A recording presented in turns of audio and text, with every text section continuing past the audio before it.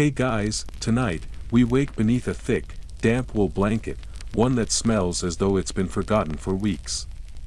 You open your eyes inside a canvas tent crusted with dried mud, where the heat of bodies lingers in the fabric, and the packed earth beneath your back feels cold enough to reach your bones. Outside, it's still dark, but the bell is already ringing, not like the gentle chime of a church bell, but sharp, erratic, urgent, as if it's shaking every cell in your body awake. This is not a morning for coffee and Spotify playlists. This is the morning of a 14th century foot soldier, poor, exhausted, and torn between hope and dread that today might be the last. So before we delve deeper into this world, one without gleaming armor or cinematic glory, take a moment to like this video and subscribe, but only if you truly enjoy the rawest, roughest slices of history.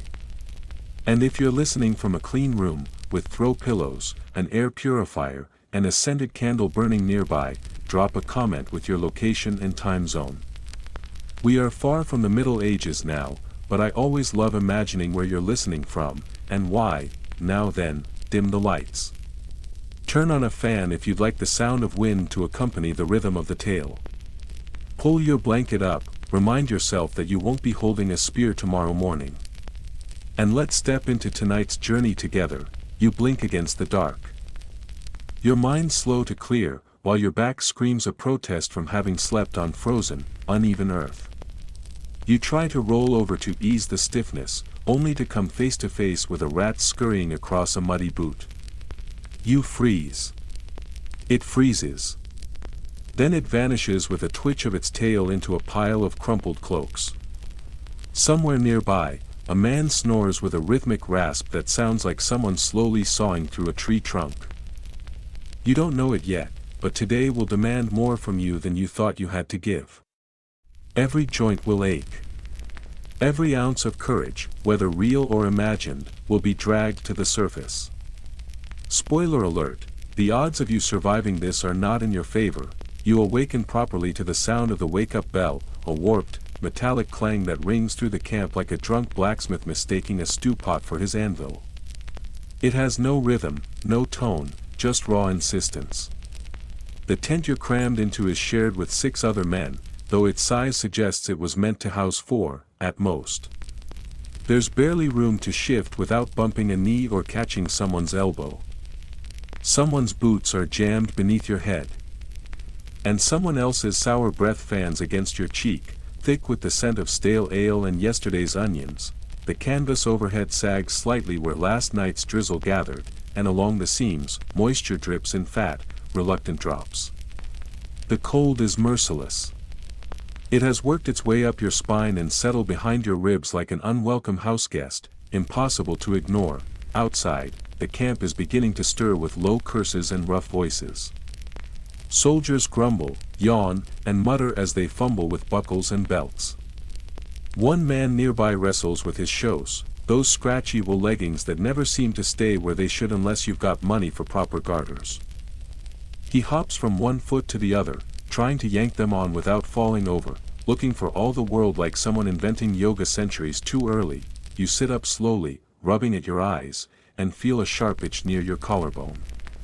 Scratching reveals the culprit, a flea that's already had breakfast.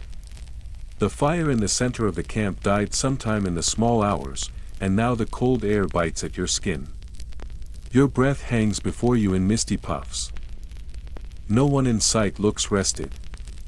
The night had been long and uneasy, filled with the eerie howls of wolves in the distance, the occasional moan or scream from the prisoner tents, and what might have been 2 nights drunkenly arguing about theology until one of them vomited loudly into a ditch. You remind yourself, not for the last time, that this is the life of a soldier.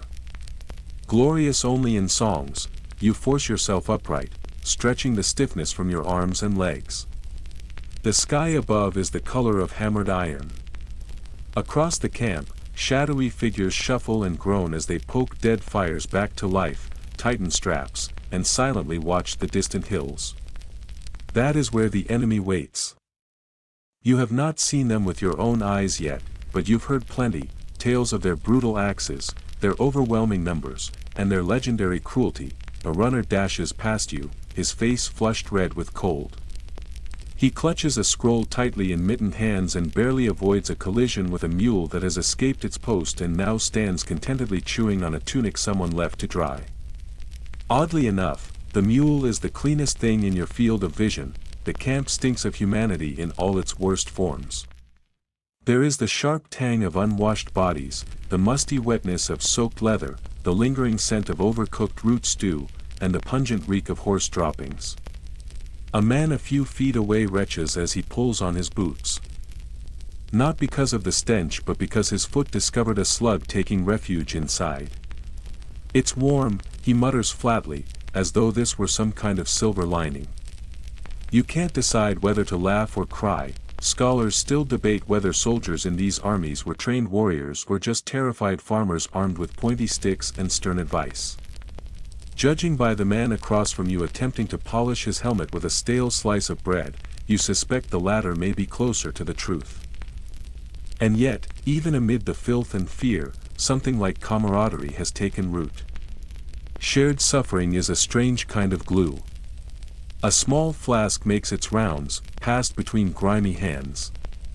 Someone begins humming a chant that the others start to join. A few archers are gathered nearby, placing bets on whether the man with the wandering eye will hit anything today. "He always hits something," one chuckles. "Just never what he's pointing at."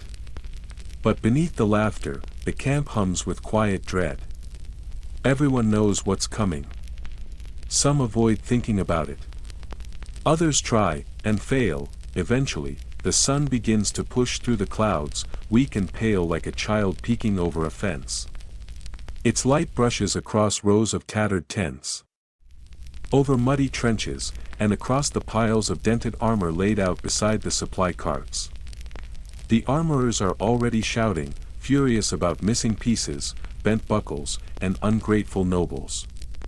One holds up a deformed breastplate, howling about a squire who set it too close to the flames.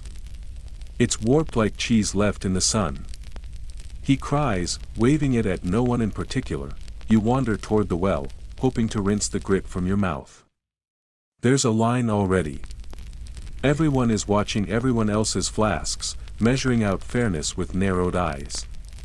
A knight struts nearby, his armor gleaming, or at least cleaner than yours, and his horse pawing the ground. He barks at his poor groom about something to do with saddle straps. But the effect is undermined by the mud-caked feathers in his helmet and the half-rotted cabbage clinging to his beard. Not far off, the drummer tests his cadence. Boom. Boom boom. The sound thrums through your chest. It could be the pulse of war, or maybe just the lingering indigestion from last night's lentil stew, which looked suspiciously like gravel. You pass the blacksmith's tent, where a brazier glows faintly in the half-light. Sword blades are being reheated and reshaped, and the air smells of hot metal and sweat. Sparks leap into the air with each hammer blow. A boy, likely the blacksmith's apprentice, works the bellows with both arms, his face set in grim concentration. You give him a nod. He nods back, solemn and quiet, as if this were not the first war he's watched from the shadows. As you make your way back to your tent, you catch pieces of conversation that tell you what you hoped not to hear. You've been placed in the third line. Not the front line, thankfully. But close enough to be called in when things go badly. Which, everyone quietly understands, means when the front line dies, back in your corner of the tent, you settle into the morning's routine. You inspect your gear. Your helmet still bears the dent from when you dropped it last week on a rock. Your chainmail is rusted in places, especially beneath the arms. Your sword is serviceable, though you wouldn't call it sharp with a straight face. Your boots are damp again. They never really dried after the last march. And your morale? Somewhere between must I really? And if I pretend to be sick, maybe they'll leave me behind. You mutter a quick prayer. Part habit, part desperation. This is no drill. No training exercise. This is real. Real arrows.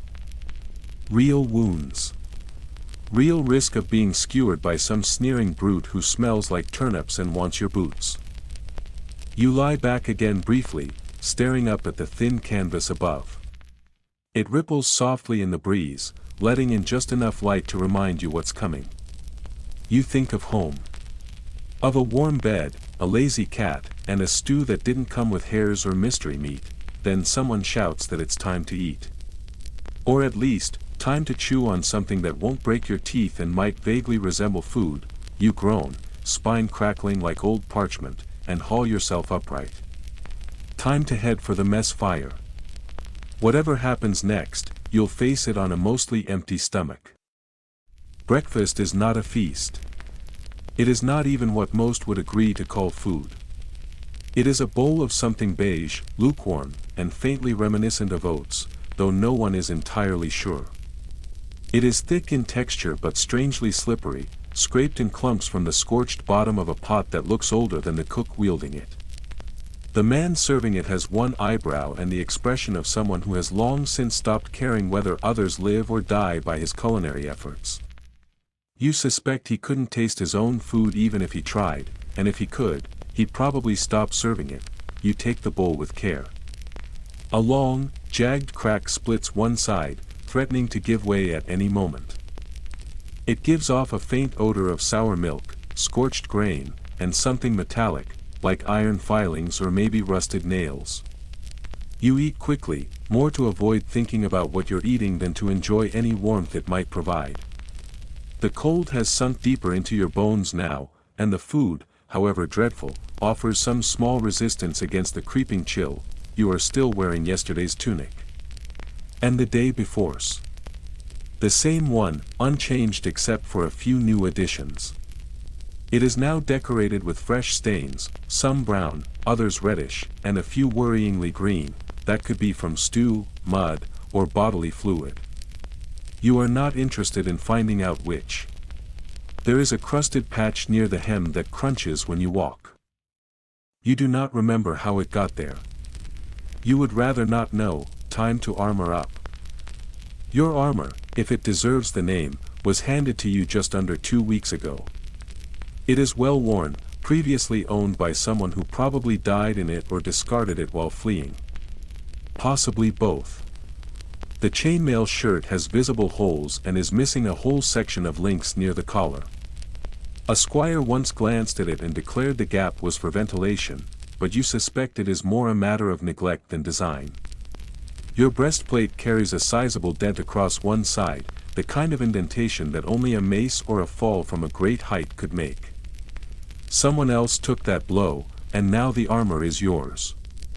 Your greaves are unmatched, one snug, the other loose enough to ring like a bell with every step you take. You look at the heap of helmets piled beside the tent. None are labeled, and none are yours. You think you spot one you might have worn before, but another soldier has already claimed it.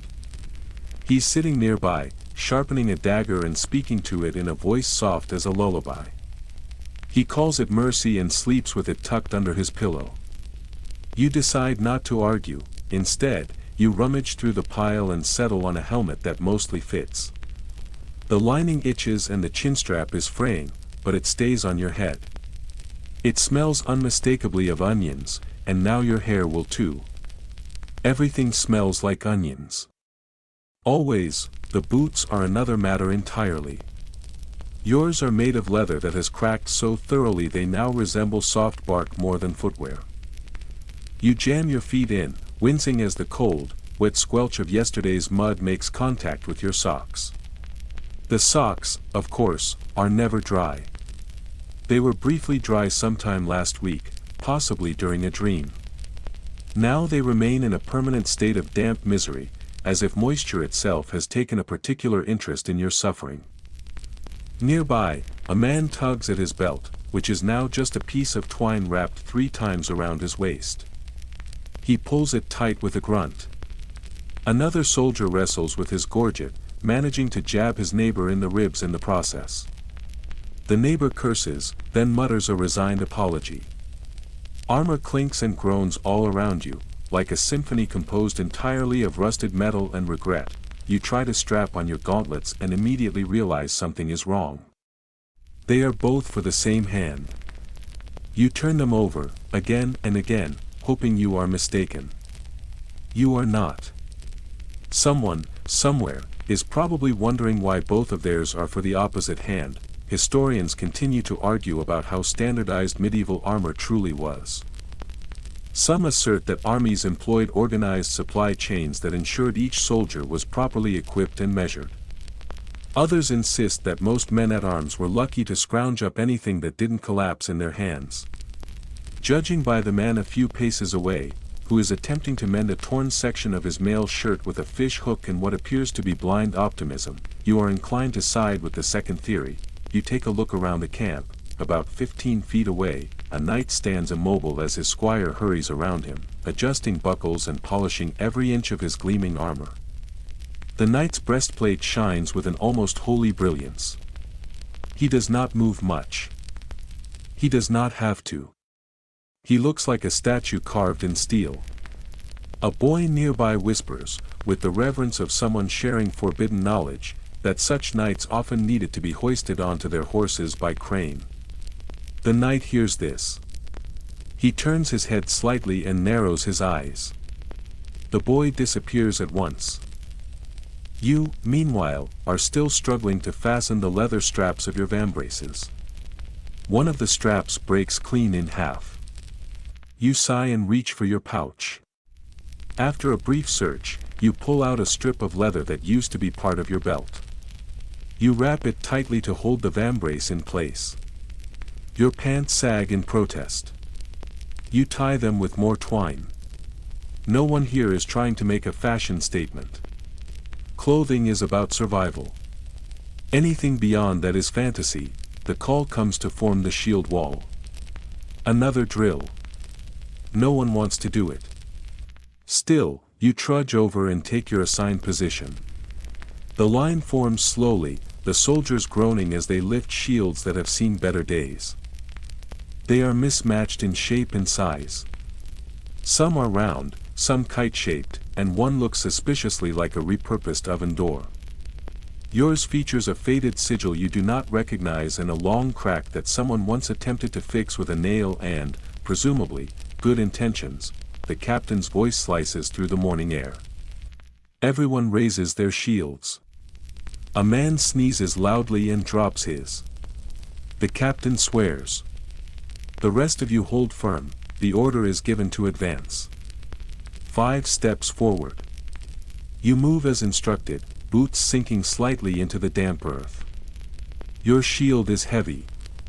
Your arms tremble with the effort. Your shoulder strap digs into your skin, like an angry squirrel burrowing for warmth. Then the order is to hold. So you do. And wait, a new recruit nearby stands out. His chainmail is clearly on backwards. He keeps asking whether the enemy uses fireballs. You glance at him. He is not smiling. You wonder whether to be amused or alarmed. There is quiet talk among the men about who you'll be fighting today. Some mutter that it is a levy raised by a rival lord. Others whisper that mercenaries are coming, ruthless brutes known for swinging spiked clubs without bothering to check whose head they're cracking. There are also rumors of cavalry. No one wants cavalry. Cavalry means hooves pounding the ground, sudden speed, and sharp death from above. Drill ends. You shuffle back toward camp, armor pressing against your sweat-soaked tunic. The cold has not gone, but the exertion makes you feel flushed. Your back aches. Your shoulders feel like they have been hammered. A lone bird circles overhead. You try not to think of omens. You hope it's not eyeing you as its next meal. You reach your tent. You try to sit. You fail. The leg armor groans loudly and the greaves dig into your thighs like misfit bear traps. You settle into a squat. It is awkward. It is undignified. It is all your body can manage. This is what rest looks like now. A friend sidles over and offers a sip of ale. It is warm. It is flat. It tastes vaguely like dishwater strained through a boot. But it does its job. Your stomach unclenches slightly. You nod your thanks, your friend nods back and says, completely straight-faced, they say if you wet yourself before the charge, it keeps the greaves warm. You do not laugh. Neither does he.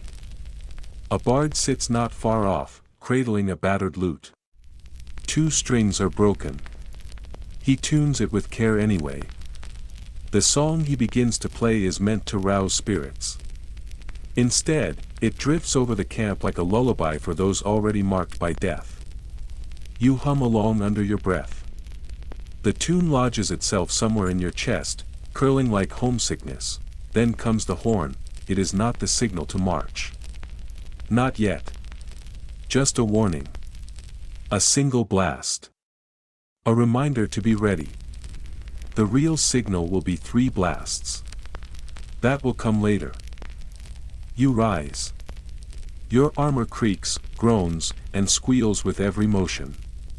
You feel like a smithy dragged upright and forced to walk. A man with a cart trundles by, calling out to no one in particular. He is selling charms, boiled leeks, a shriveled toad's foot, and a small vial he claims holds dragon blood. You glance at the items. They all look suspicious. You buy the toad foot. It seems no more ridiculous than anything else. You tie it to your belt, just beside your dagger. As your fingers brush the blade's edge, you catch your reflection. It is faint, distorted, but unmistakably yours. Hollow eyes. Pale skin. A face that looks older than it did yesterday. Maybe ready. Maybe not. Maybe just too exhausted to feel afraid. Then you hear it, distant voices. Shouting. It might be the enemy. It might be farmers. It might be someone yelling at a goat. No one knows, but movement begins. Tension thickens. Squires dart between tents. The commander's standard is hoisted. You feel a hand rest on your shoulder. It is the priest. Again, he has returned, as he always does, with wilted herbs, a rolled scroll of prayers, and eyes that carry the weight of too many funerals. He looks at you and sees your future. Courage, he murmurs, then he walks away. You check your sword. Still at your side. Still slightly dull. You wonder whether you will have time to sharpen it. You already know the answer. You will not. The horns blow once, a long, low call that vibrates through your chest like a beast clearing its throat before it speaks. The sound is slow, deliberate, and unmistakable. That is the signal to assemble. You take in one final breath of air that is only slightly less foul than the rest, savoring a fleeting moment of stillness before the shift begins. You adjust your belt, tugging it tighter, though it accomplishes very little. Your gear still feels loose where you wish it were snug, and unbearably snug where you'd prefer some relief. Nothing quite fits. Nothing ever does. You lift your shield, groaning a little at the weight, and settle it across your back. Then you step forward, falling into line with the others. This is not the shining column of warriors immortalized in songs sung by minstrels in candlelit halls. There are no banners held high, no polished armor gleaming beneath a noble sun. What forms instead is a bedraggled parade of limping, coughing, groaning men. These are men who have not bathed in weeks, whose armor squeaks at the joints or clanks with each movement, and who look more like a crowd waiting in line for day-old bread than a force prepared for glory. The smell is sharp, and the mood dull. The march begins. Boots crunch over gravel with brittle, rhythmic sounds, then sink into soft, waterlogged earth. Mud splashes up against legs and hems as the path leads away from camp. It is a well-worn trail, cut deep by the passage of men, beasts, and wagons. You are not alone.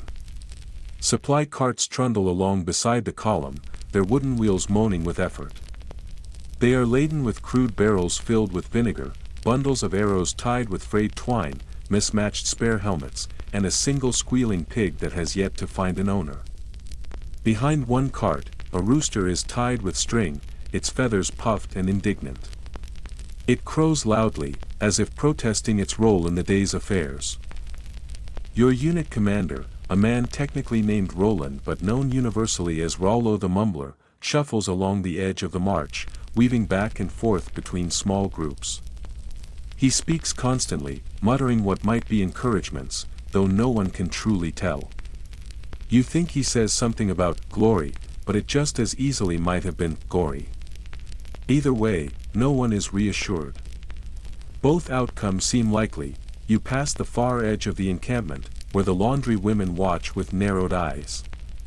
One waves lazily, calling out, "Try not to trip on your courage." Her companions laugh. One throws a half-eaten apple at someone near the front. It misses completely, but she seems pleased all the same.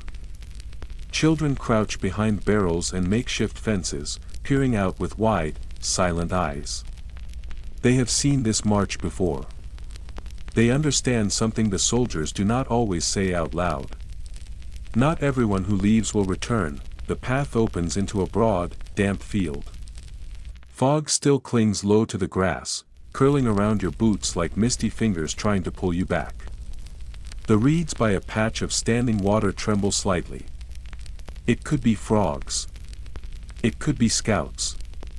No one checks. Everyone keeps walking. A shallow stream crosses the route. Its surface reflects the sky, gray and unmoving.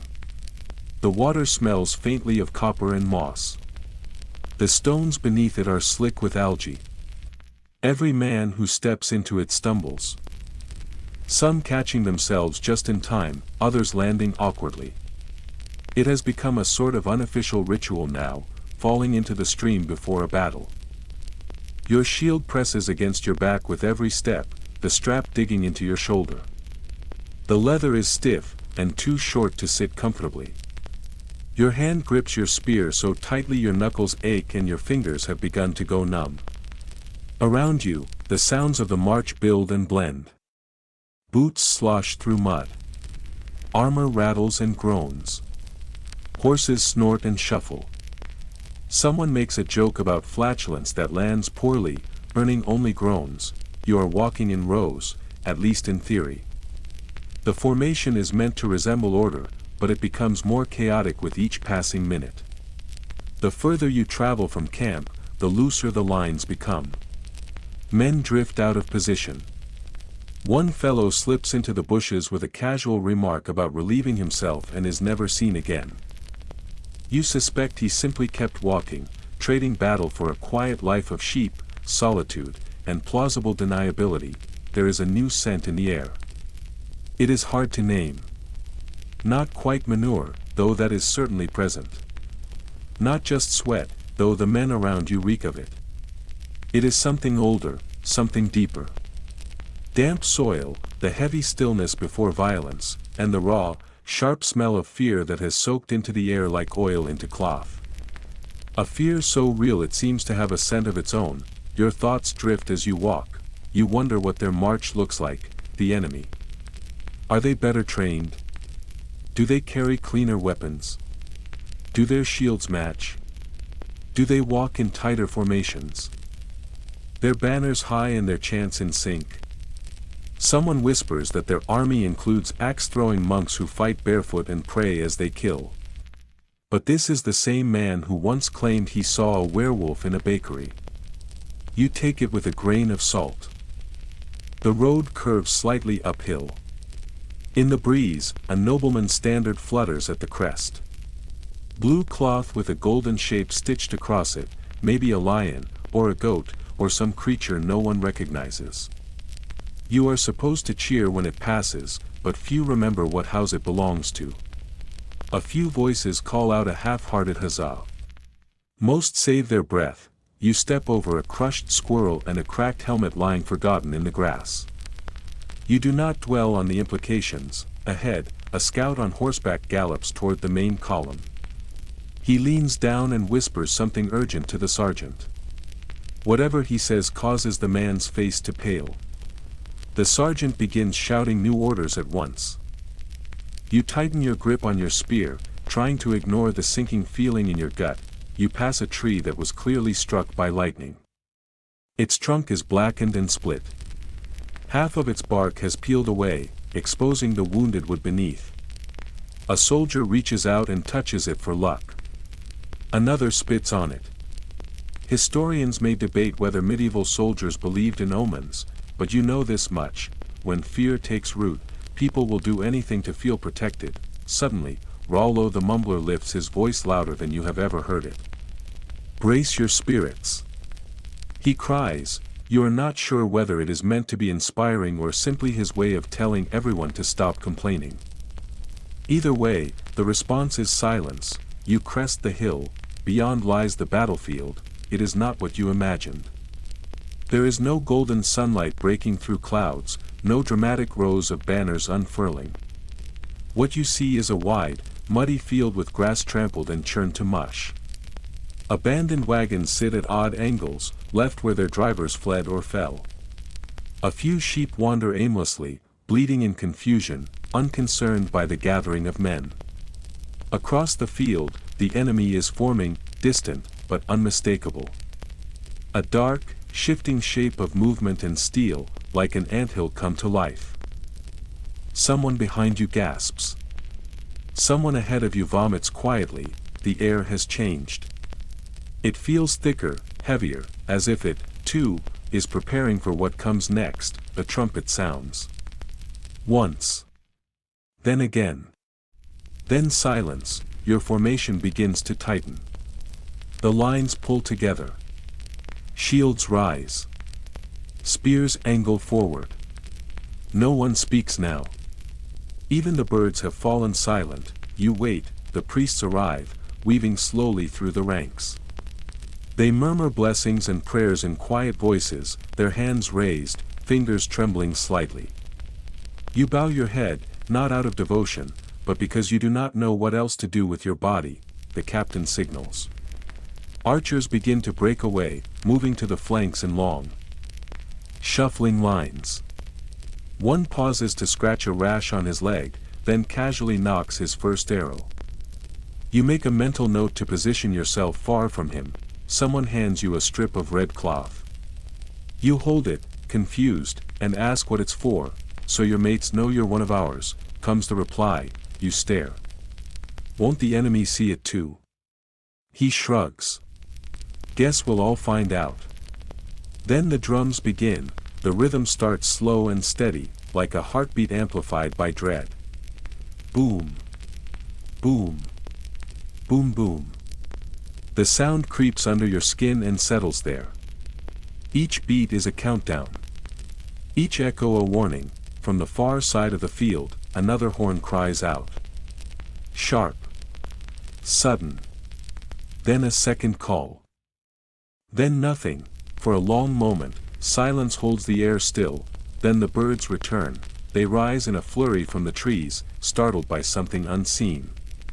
They scatter into the sky just as the first enemy line begins to move. You are still waiting. Every muscle in your body tenses. Your legs want to run. Your hands want to drop the spear and find something familiar to hold. Your whole body longs to vanish, to dig into the ground and wait until it all ends. Instead, you grip tighter. Your fingers ache. Your shield weighs more than it ever has. Your boots feel full of rocks and regret. The man next to you leans slightly your way. His voice is low, almost calm. When they get close, he says, "Don't aim for the head. Too hard. Go for the legs." You nod. You do not know if it is wisdom or desperation. It might be both. Then you hear it, a cry. At first faint, but growing louder. A chorus of voices, the pounding of feet, the clash of metal, the roar of approaching chaos. The sound rolls across the field like a wave building speed. They are coming. Your commander lifts his sword, his voice rising above the thunder, and just like that, it begins. Your feet are suddenly rooted to the ground, as if the mud beneath them has thickened into something more than earth, something heavy and unmoving, like freshly set cement. You try to shift your weight, but your body hesitates. You don't move. No one around you moves either, not yet. Every soldier in your line seems frozen in place, caught between breath and battle, watching the enemy descend. They are coming down the hill, still a blur at first glance, just a seething mass of shapes and sound. Spears shimmer like jagged teeth. Flags flap wildly in the wind. Voices, some shouting, some chanting, rise like a storm growing louder with every step. It is not unlike watching a wave rear up just before it crashes. But here, there is no running, no ducking, no hiding. You are supposed to stand and meet it with your chest forward and your weapon raised. Behind you, someone lets out a soft, choked whimper. You pretend not to hear. Everyone else pretends too. To your left, the man in the dented mail adjusts his helmet for the fourth time. It is clearly too large and keeps slipping down over his eyes. He mutters something under his breath, a prayer, maybe, to Saint Crispin. Then he grabs a tuft of straw from the ground and tries to wedge it under the rim for padding. The straw sticks out awkwardly like a misplaced feather, but he seems satisfied. On your right, another man is already drenched in sweat. It beads and falls from his nose, soaks the collar of his tunic, and seeps into the edge of his gorget. You hope he stays conscious. He has the best shield among the lot of you, and you are relying on it to block whatever the day throws. A bird flutters past, overhead and unbothered. It flits through the chaos like it doesn't know what is happening. Maybe it is the last creature on this field not terrified. Your stomach lets out a low growl. You did not eat much of that gray oat slop earlier. It was too bland to taste and too thick to swallow easily. Maybe that is for the best. You have heard stories of men who lose their bowels mid-charge. They called it battle panic. Others said it was just common sense. The enemy draws nearer, you can see their faces now. Not clearly, but enough. Their eyes are wide. Their mouths are open, shouting or gasping. Their helmets are askew, their beards are uneven. They look like you. They do not look like monsters. They look like frightened men dressed in borrowed iron. Then comes the second horn blast, and this one is yours. You lurch forward. Or maybe you are pushed. It's hard to say. The entire line suddenly moves like a single, clumsy animal, boots pounding against the soaked earth, shoulders bumping together, elbows jostling, weapons trembling in hands too stiff with cold. Your breath comes faster, shallow and sharp. You clutch your spear so tightly that your fingertips tingle. You run, then stumble, then catch yourself and run again. Formation is an idea more than a reality now. You try to stay aligned, try to keep up, try not to crash into the man in front of you who has already nearly fallen twice. Your legs feel hollow, like someone replaced your bones with wet straw. Your arms ache from tension alone. And your ears are filled with the chaotic music of battle in motion. Footsteps splashing in mud, the booming rhythm of drums somewhere behind, and the constant ringing of helmets clattering against armor as men jostle into place. Beside you, a man trips on a stone or a root and falls hard into the muck. He vanishes instantly, swallowed by the surge. No one stops. Not even you. You do not have time. You do not have space. You do not have a choice. Then, without warning, comes impact. It is not dramatic. There is no cinematic clash. No heroic clang. It is simply messy. Your body collides with another body. Your shield smashes into theirs. Your spear lunges forward, finding something solid and resisting.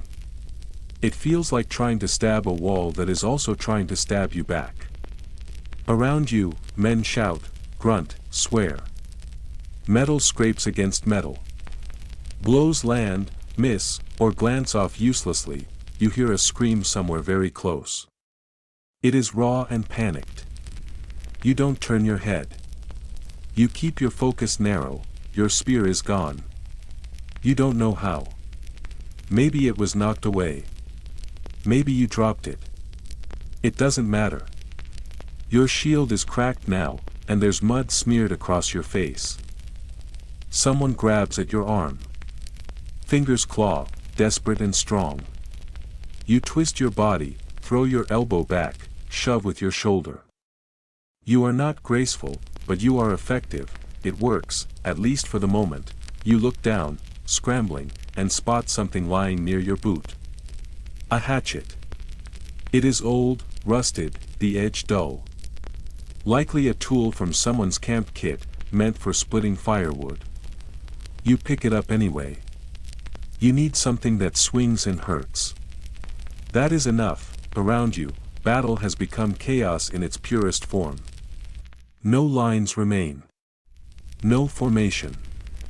No command. Just men in clusters, hacking, shoving, howling. The air is thick with the scent of sweat and iron, of churned earth and dread. The mud is no longer just wet, it is sticky now, heavy with blood. Your feet slide with every step, and your boots feel too large, as if they are trying to run without you. Your throat is dry. You can barely swallow. Your ears ring from the clamor. The noise is constant, overwhelming. Somewhere in the background, you think you hear someone crying, or laughing, or both. Historians still argue how much strategy medieval battles really involved. They debate tactics and formations and the idea of clever commanders directing troops like pieces on a board. But here, now, all you see is desperation. All you feel is the madness of men trying not to die. You swing your hatchet. It misses. You duck instinctively. Your shield, or what remains of it, takes a blow that rattles through your teeth. You throw yourself forward, shoulder first, and someone stumbles backward under the force of it. You press on. There is nowhere else to go. All around you, men are falling. Some scream. Some don't. Some reach for help that no one can offer. You force yourself to look only forward. You do not want to remember faces. You do not want to learn names. You do not want to trip and be one of them. Your world has narrowed to a tunnel. One face at a time. One step. One swing. One breath. You do not feel brave. You feel lucky. And tired. And soaked through to your bones, a hand grabs your arm again. You twist quickly, weapon raised, but it is a boy. No older than 16. His eyes are wide. His mouth trembles. He holds no weapon. It has slipped from his grip, and now he stands empty-handed, shaking. You shove him aside. Not out of cruelty. Not because you want to hurt him. But because you cannot afford to hesitate. You cannot bear to watch what will happen next. Then your hatchet breaks. It splits clean down the center. The handle snaps where the wood was already weak. Now it is useless. You curse and hurl it to the ground, searching for something else. Anything else. You find a sword. It is crusted with blood and nicked along the edge. It is not yours. That hardly matters. Your legs are numb now. Your thigh burns where something grazed it, sharp and sudden. You barely had time to react. You fall to one knee, gasping. Someone steps on your back, launching themselves over you. You grunt in pain but stay low. Then, slowly, you crawl forward. You find another shield. Not whole, but solid enough. You use it to rise. Around you, the battle is not over, but it is changing. The sound is quieter now, though still terrible. Fewer screams. More breathing. Fewer strikes. More space. You wipe your face with the back of your hand. There is blood there. And mud. And maybe tears. It all smears together. You blink against the sting. Someone appears beside you. Neither friend nor stranger. Just another man who is still standing. He is breathing hard. He looks at you. You nod. He nods back. That is enough. Together, you glance toward the far side of the field. The enemy is no longer advancing. They are pulling away. Slowly. Carefully. Whether they are retreating or regrouping is unclear. You lower yourself behind your shield. You breathe in. Then again. You feel it fill your chest. You are alive, somehow. You sit in the mud, legs stretched awkwardly in front of you like the limbs of a discarded puppet, limp and useless, the joints barely holding together. Your shield rests across your lap like an oversized tea tray that has just witnessed a particularly violent and ill-mannered picnic. The earth beneath you is cold, wet, and unforgiving. There is no comfort to be found, only a dull pressure where your weight sinks into the muck. All around, the sounds begin to change. The shrieking chaos of battle is not gone, but it is softer now, transformed into something different. Screams have faded into coughing fits. The wild cries of aggression have given way to groans of pain and exhaustion. Shouts become mutters. Moans become murmurs. The battlefield hums with the noise of survival, and then, inevitably, it is time for the priest. He emerges from somewhere in the haze, as though conjured by smoke, blood, and the collective need for ceremony. His robes flap dramatically in the breeze, though they are stained and unevenly fastened. In one hand, he clutches a weather-beaten wooden crucifix. In the other, a flask filled with something dark and swirling that may be wine, or vinegar, or perhaps just old rainwater. His face is unreadable, somewhere between serenity and sleep-deprived stupor. It's possible he was napping behind a cart, or crying into a pile of hymnals. Either way. He has returned. You remain still as he approaches. You don't speak. You barely lift your head. Just watch him from the shadowed edge of your helmet, your eyes half-lidded. He stops in front of you and squints, as if trying to identify whether you are wounded or merely disinterested. Then, after a moment of uncertain recognition, he lifts a trembling hand and traces a vague sign of the cross in your general direction. A few droplets of cold, possibly holy, water flick across your face and sting where skin has been scraped. May your soul be purified by steel and spirit, he says in a monotone voice that suggests he has said these same words far too many times today. Then, without waiting for a reply or even checking if you're still breathing, he turns and moves off to find the next cluster of battered bodies. You consider making a remark about peace on earth or some other theological jab, but your tongue feels thick and dry. Your lips are caked with dust. And sarcasm, normally your only reliable weapon, suddenly feels like far too much effort. Nearby, another priest wanders through the wreckage of men.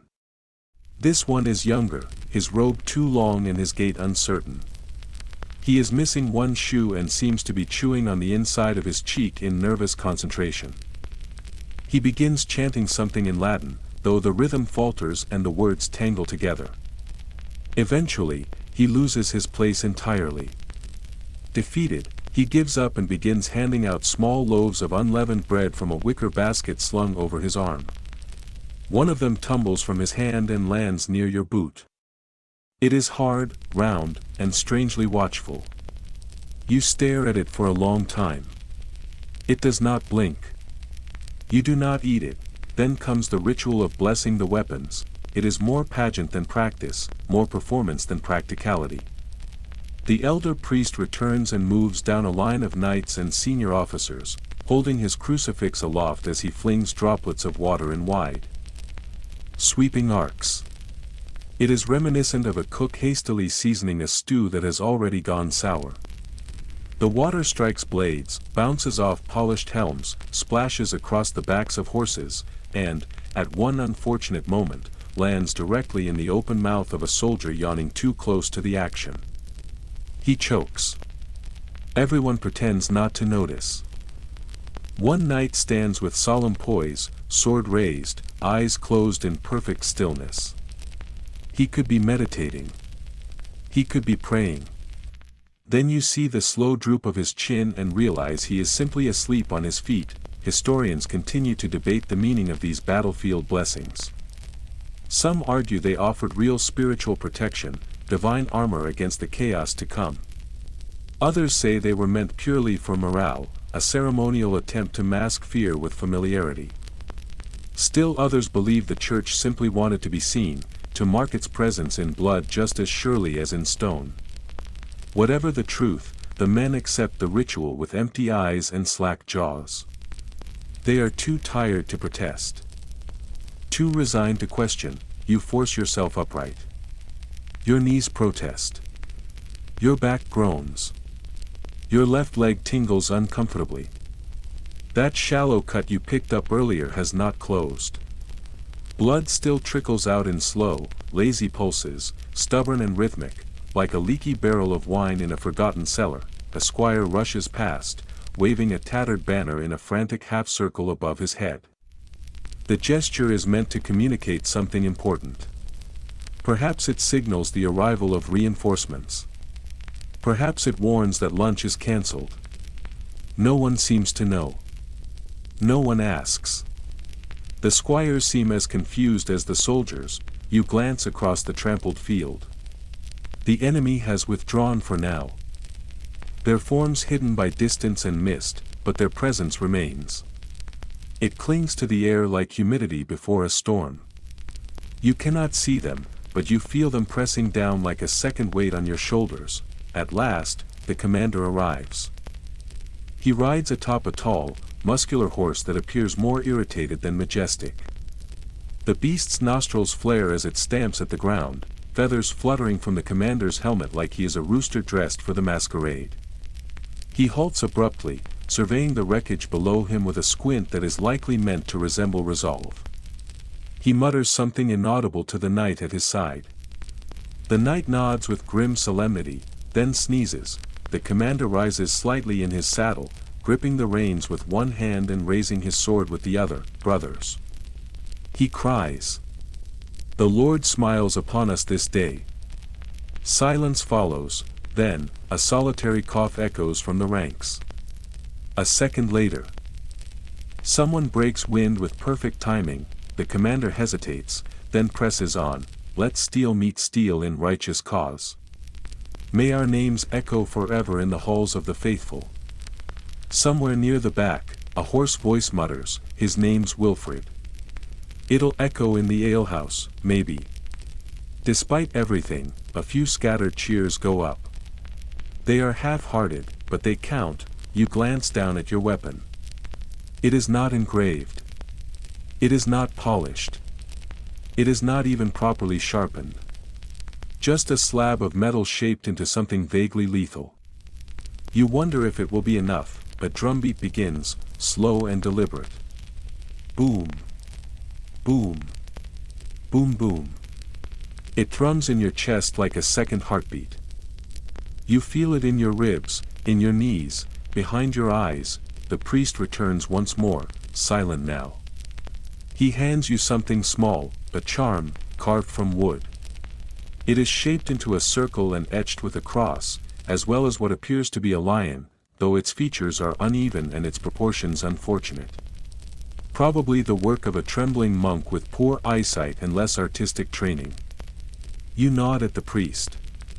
He nods back. You place the charm around your neck. It rests lightly against your collarbone. It weighs almost nothing. The clouds above shift with slow ceremony. A sliver of sunlight breaks through, catching on the armor and weapons below. Golden light spills across the field like a careless hand tipping a goblet.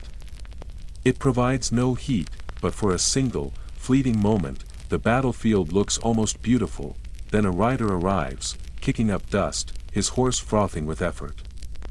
The scout dismounts before the animal fully stops, nearly toppling a herald in the process, enemy flanking from the east.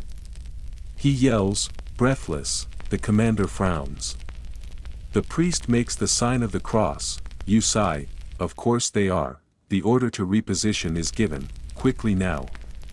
Someone shouts, though they themselves remain firmly planted. You move east with the others, feet dragging through muck. You pass a wagon loaded with arrows, a catapult no one remembers how to operate, and a donkey chewing lazily on a loop of rope. The donkey watches you pass with large, indifferent eyes. You get the sense it understands more than most of your unit. You line up again. This new spot offers no advantages. The grass is thicker, which makes walking harder. The mud is deeper, which makes standing worse. You lose a boot briefly, sink to retrieve it, and try very hard not to consider what your foot just touched. Across the field, the enemy has returned to view. They have reshaped their formation. Their banners are different. Their shouting is louder. Their faces look no less exhausted than yours. A page dashes by, yelling a mixture of glory and honor before his foot catches a rock and sends him sprawling into a puddle. No one rushes to help. He grunts, groans, then sits up. He'll survive. Another priest enters the scene. His robes are stained and rumpled. His steps are uneven. He is clearly drunk. He blesses a rock with great enthusiasm and attempts to mount a mule. The mule disagrees and nearly throws him. Suddenly, a voice cuts through the noise, clear and commanding, "Shields up." Without hesitation, your arm rises. The shield comes with it. Movement through instinct, not thought. Across the field, the enemy begins to charge. Another wave has begun. You brace. They come crashing across the field like a school of armored fish, each one clunky and loud, propelled more by momentum than actual menace, yet somehow still terrifying in the most primal way. From where you stand, they appear almost larger than life, a chaotic rush of blades, banners, and bobbing helmets that blur into one writhing mass of motion. And the feet. Dozens, maybe hundreds, pounding through the thick mire like thunder gone mad, each strike shaking the ground and stirring something deep in your gut that wants to curl up and vanish. Your shield is up. Sort of. The crack from the last clash has widened, and your forearm trembles beneath the strain. Still, you hold it in place.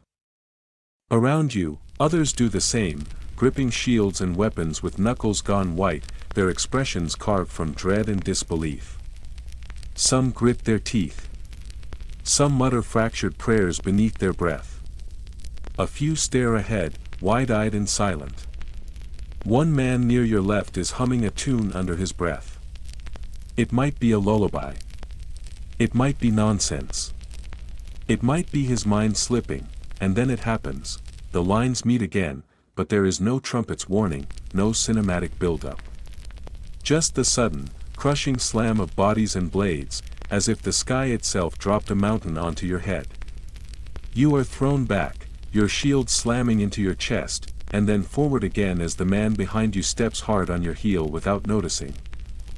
You grunt and twist, shoving your weight forward through the crush.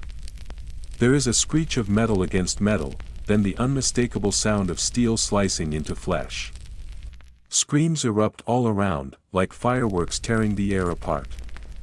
Suddenly, everything is movement and noise and the desperate need not to die. An axe whistles past your ear. It misses.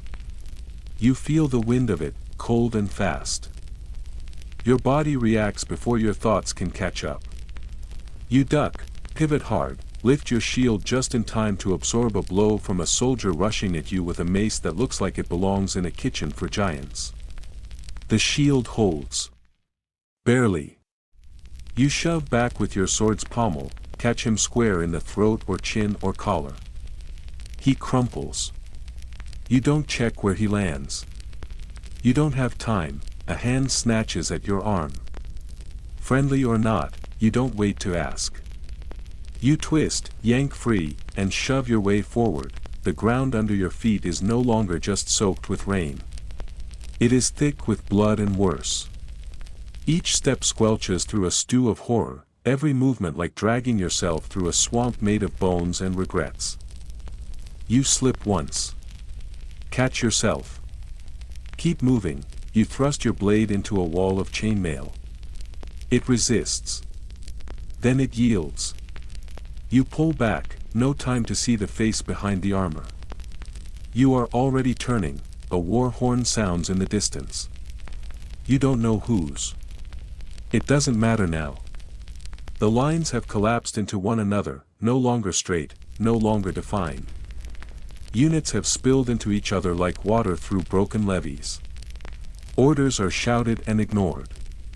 There is no direction, only survival, left flank. Someone bellows behind you, you glance left. Nothing but chaos. You glance right.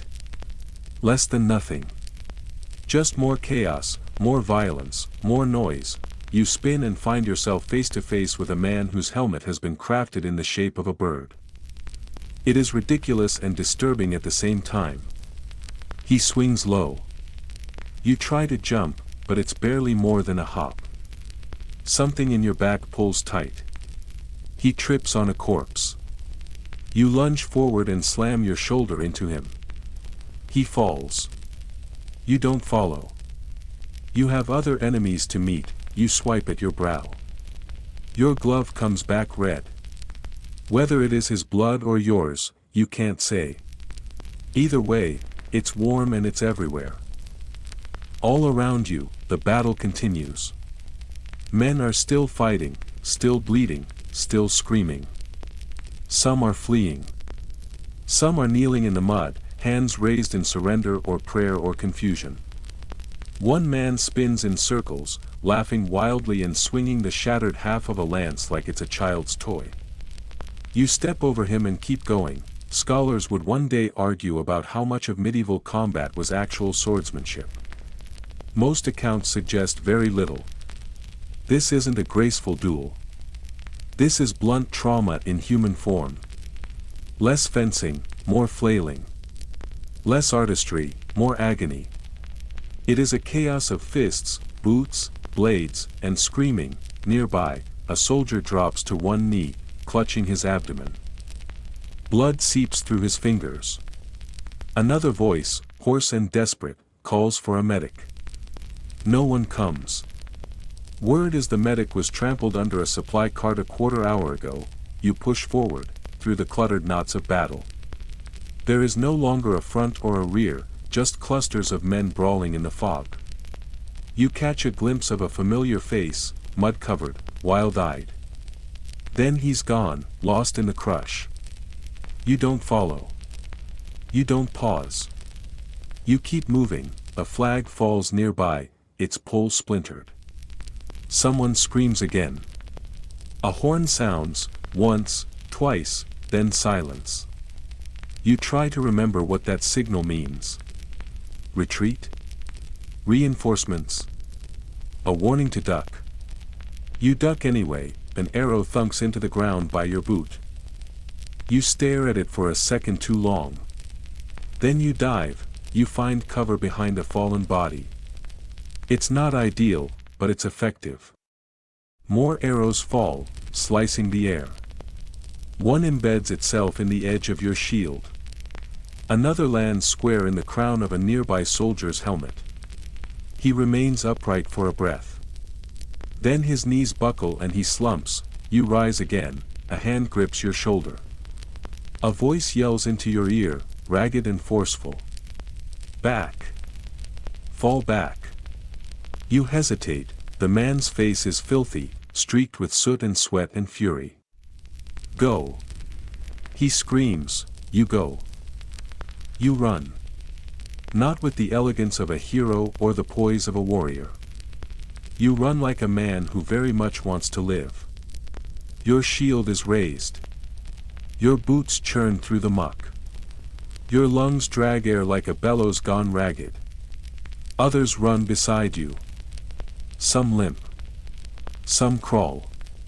One curses so loudly he may be naming every god in the pantheon, ancient and new. The retreat is not organized. It is not graceful.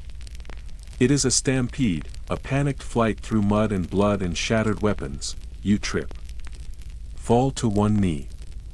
Someone grabs your arm and helps you up.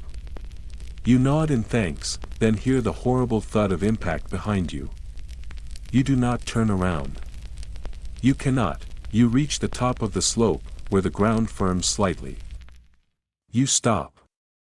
You turn, the enemy has not followed, not yet, they are regrouping, just as you are. Two battered lines now face each other across the churned and broken field, breathing hard, bleeding more. Waiting, you collapse into a heap. Your sword tumbles from your hand and lands beside you with a dull clatter. Your chest rises and falls in painful gasps. Your fingers twitch from cramp or cold. Your helmet sits askew. You pull it off. Light floods your face. The sky, though still cloudy, seems brighter. Somewhere nearby, someone moans long and low. Another hums a broken melody. A third voice laughs, a high-pitched giggle that has no humor left in it. You do not look to see who it is. A knight staggers by. His armor is split along one side. He is walking without his horse, and he does not seem to know where he is. His gaze is vacant, his pace slow. He vanishes into the line. You lie on your back, staring up at the sky. It is gray and indifferent, unmoved by the suffering below.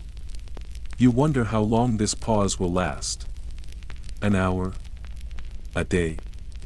A breath? You wonder what comes next, and then you hear it, the drums, once again, slower now. Heavier, the second wave is coming. The arrows come first, not in a single, sweeping cloud that darkens the sky like in the old legends, and not with the cinematic grace that songs would later pretend.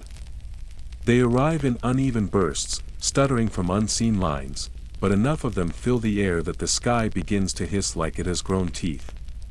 You hear them before you ever see them.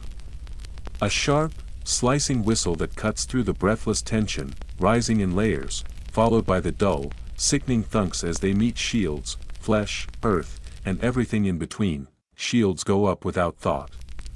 Instinct, not strategy. Too late for some. Just in time for others. You duck behind what barely qualifies as a barricade now, a low, half-dead tangle of bodies, torn cloth, and churned mud, where the living and the wounded lie side by side without speaking. Your shield jerks in your hand as one of the arrows embeds itself into the wood.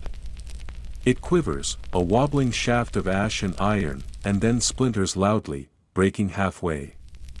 A sharp fragment rattles beside your ear. You do not remove it. You barely flinch, there is no formation left to speak of. No center, no flank, no real sense of a front or rear. The battlefield has turned into a smear of confusion, a watercolor painted with mud, blood, and the smoke of ruptured plans. You lift your head just high enough to glimpse the next volley, arching upward like a flock of black birds thrown by angry gods. You duck again. A soldier nearby simply shrugs and lets his helmet absorb the hit. The impact clangs loud and painful, and he stumbles with a nosebleed. Still, better metal than skin. A third volley follows. This time it cuts through the air at a flatter angle, more deliberate, more deadly. Arrows fall with the weight of judgment. They strike shields and bodies with heavy, wet sounds that are worse than screams, the kind of sounds that stick to memory like grease on cloth. One arrow buries itself into the priest's shoulder. He does not stop chanting. His voice falters but does not fail, thin and rasping like wine through the rafters of an old chapel. He keeps going, as if reading lullabies to the dead. At this point, you do not know which side the arrows are coming from. They may be yours. They may be theirs. In the end, it makes little difference. Arrows carry no flags. There are no kind arrows, no noble ones. There is no color-coded justice. Scholars still debate the role of archers in ancient war. Some believe they decided the outcomes of entire campaigns. Others argue their greatest strength was fear, not accuracy. Watching the sky now, listening to the screams, you lean toward the idea that they were meant to unnerve more than kill. You begin to crawl forward, hunched low, dragging your shield behind you like a wounded limb. There is a low spot in the field, a shallow depression where water and blood have collected. You collapse into it. The cold seeps into your bones. The stench is sharp and ugly, some mix of iron, rot, and turnips. You close your eyes. You inhale. You stay there for a few stolen breaths, then the screams return, not the chaotic, high-pitched shrieks of panic that filled the early hours. These are different. Sharper. More controlled. These are the sounds of deliberate violence. The second wave has arrived, infantry. Not fresh, but focused. Not clean, but not crumbling. Men who still march in line, who still answer commands. Maybe their gear is better. Maybe their captain still has a voice. Either way, they are not here to collapse. You scramble to your feet. The mud resists, clutching your boot like a drowning man. You tear free with effort. Your legs ache, your lungs burn. Across the field, they begin to form up. Disciplined. Steady. Their spears point in rows. Their shields lift in rhythm. They march together, slowly, but together. That alone is terrifying. You stand next to a man sucking on a clove of garlic. Not for hunger, but courage. He keeps his eyes ahead and does not offer to share. Your shield is ruined now. The cracked wood has peeled apart, exposing a soft core that would not stop a spoon. You wrap a torn bit of cloth around the grip and pretend it will help. The enemy advances. Not with speed, but with purpose. They are tired too. But they have not broken. A voice rises. Brace. It shouts, you brace. When the lines meet again, it feels like a memory retold with less hope. Your body answers more slowly this time. Muscles lag. Reflexes dull. The weight of exhaustion burrows into your arms and legs like cold worms. You lift your sword and block one swing with the edge. It jars your wrist. You stab clumsily, more out of habit than strategy. The point connects with something soft. Maybe a thigh.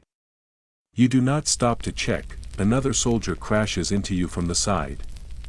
You stagger into the man beside you. He pushes you back without comment. You find your balance, barely. In front of you, a fighter swings wide. He leaves his side open. You step forward, thrust quickly, feel the sudden collapse as his weight falls away. He drops. You step over him, the ground is worse now. Mud thicker, redder, hungrier. It sticks to your legs, to your boots, to your conscience. It pulls at you, demands attention, refuses to let you forget what has happened here. You slip. Fall to one knee. A blade swishes overhead. You duck lower. Roll sideways. Rise again. Breathless. There is a cart overturned nearby. Its wheels broken, its frame cracked. You crouch beside it for cover. One breath. Two. On the third, another man joins you. Then an arrow strikes him in the chest. He topples. You do not know his name. You re-enter the fight. Time stretches and snaps. Minutes stretch into an eternity. Hours collapse into moments. The world becomes a rhythm of swings, stumbles, parries, blocks. You are no longer thinking. You are reacting. Eventually, something changes, a shift in energy. A sound. A space. You cannot name it, but it is real. The enemy line wobbles. Not a retreat, but a hesitation. Like a tide beginning to question itself, the horn sounds. High and shrill. It cuts through the noise like glass through fog. They begin to edge back. Still fighting. Still dangerous.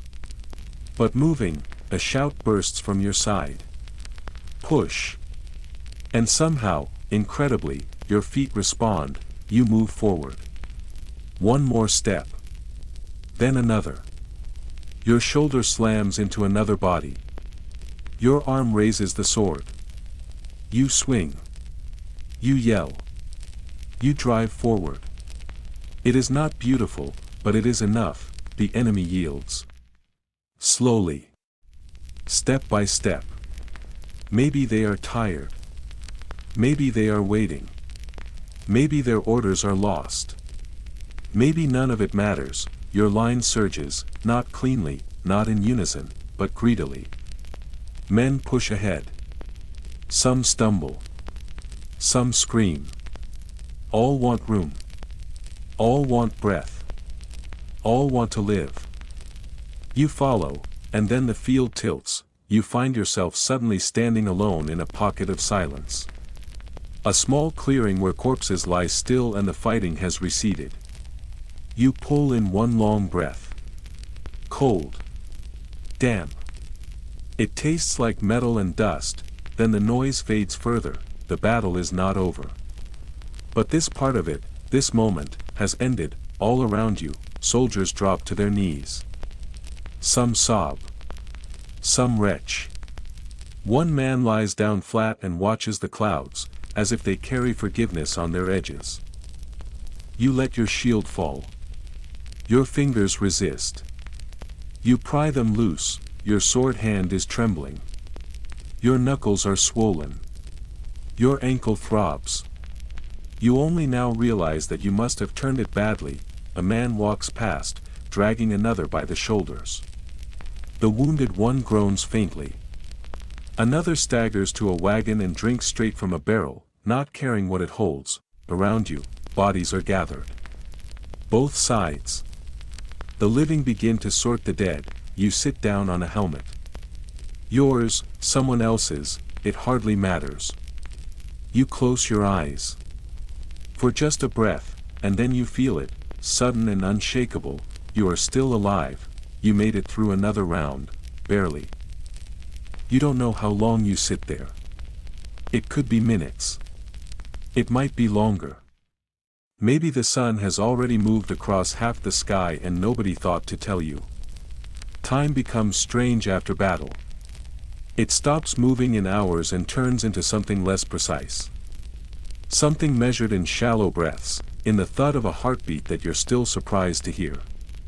Seconds blur into moments that stretch like old rope, then snap when you least expect. Your legs are trembling now. Not from fear, not anymore. What's left is something simpler and far more honest: exhaustion. The kind that lives in your marrow. Every muscle in your body has decided, unanimously, to protest. You feel like a sack of grain that's been dropped down a hill and kicked all the way to the bottom. The aches are layered. Some fresh, some old, all of them loud. Then it hits you, you're still holding your sword. Your fingers are locked around the hilt like it's a lifeline. You look down at it slowly, as if expecting it to speak. The blade is chipped in several places. The metal is bent near the tip, just enough to be noticeable. There's something sticky smeared along the edge. You don't look too closely. You lower it into the grass with the same reverence you might give a wounded animal. Your hand falls into your lap, slack. It twitches once. Then goes still. All around you, the battlefield begins to shift again. There is no command. No horn. No shouted order to signal the change. It just begins. Naturally. Quietly. The wild, chaotic noise of the clash gives way to something duller. A lower hum. Groans. Coughing. Labored breathing. The slow shuffle of boots through churned mud. A few murmured prayers, whispered out of habit or guilt. Somewhere to your left, a man starts to whistle. The tune is old, broken in the middle, something you might hear in a tavern or from a drunk slumped against a wall. He is off key. It doesn't matter. Somehow, the sound makes the moment feel less terrible. A boy stumbles past you. No more than 15, maybe younger. His face looks drained of color, hollow around the eyes. His expression is distant, glassy, the kind worn by those who have seen too much too fast. He walks with a limp. One of his boots is missing. So is part of his ear. He doesn't seem to know either is gone. Or if he does, he doesn't care, you know you should stay down. But your body has other plans. You force yourself to your feet, slowly, using your shield like a cane. The moment you're upright, your legs rebel. A wave of nausea swells. You wobble once, your knees threaten collapse. But you don't sit. Can't. Won't. Each step forward is a negotiation. You place your feet carefully. Weaving between bodies, some still, some twitching. Shattered shields crunch underfoot. Weapons lie half buried, blades broken, hilts cracked. Torn banners flap limply, their emblems indistinct beneath the grime. The stench is stronger now. A mingling of blood and bile, wet leather and sweat, scorched fabric and steel. And beneath it all, something else. Something sharper. The sour, metallic scent of fear left out too long in the sun. You see a familiar face, Tomas. The man you marched beside. Shared bread with. Laughed with, once. He lies on his back, eyes wide, gazing skyward without blinking. You kneel beside him. Gently, with 2 fingers, you close his eyelids. They resist. They flutter open again. Stubborn even now. You try again. This time, they stay shut. You rise. You walk on, a man nearby is weeping. His hands cover his face. Shoulders hunched inward. His sword stands upright in the soil beside him, jammed into the earth like a crude gravestone. You do not speak. You do not pause.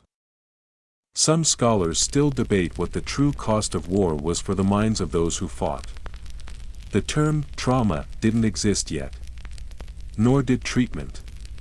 There were no diagnoses. No sympathy. Priests blamed it on sin. They said the horrors came from guilt, not memory. Soldiers knew better. They didn't name it. They drank. They kept marching. They endured the nights however they could. Ahead of you, someone is tying a bandage around a comrade's leg. The limb is mangled. The bleeding has slowed, but the damage is clear. The bandage won't help. Still, the man tries. Another cries out for water, voice hoarse and cracking. A fourth is digging into a supply sack with his teeth, too injured or desperate to use his hands. Then, finally, you find your unit. Or what's left of it. Rollo the mumbler is somehow still breathing. His helmet is missing. Blood runs from his nose in thick, uneven lines. His right arm hangs limp, cradled against his chest like a disobedient child who won't stop kicking. He sees you. Nods once. You nod in return. That's enough. No one speaks. Form up. Someone calls. The voice cracks. Wavers. It doesn't sound like command. It sounds like habit. You shuffle into place beside the others. A crooked row of survivors. Perhaps 9. Maybe fewer. You don't know if this is retreat, or just another brief pause in a long day of dying. You don't ask. Then, a voice speaks, quieter than before. Anyone seen Kevin? Silence. Kevin from the bakery? Someone shrugs. Another murmurs, he was with the archers.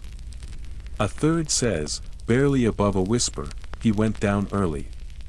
Took an arrow to the, somewhere. The conversation stops. It dries up. The silence returns, heavier than before. Then, the horn sounds, just one blast, short. Sharp. Measured. It is not the cry for a charge. It is not the call for retreat. It is something else. A command to gather. To regroup. To begin the slow march towards something less chaotic. You join the slow trickle of survivors moving back across the field, heading toward the remnants of what was once a command post. Once, it had structure. Carts, tents, supply crates. Now it looks as if a firestorm rolled through it, and someone tried to put it out with a bucket of soup.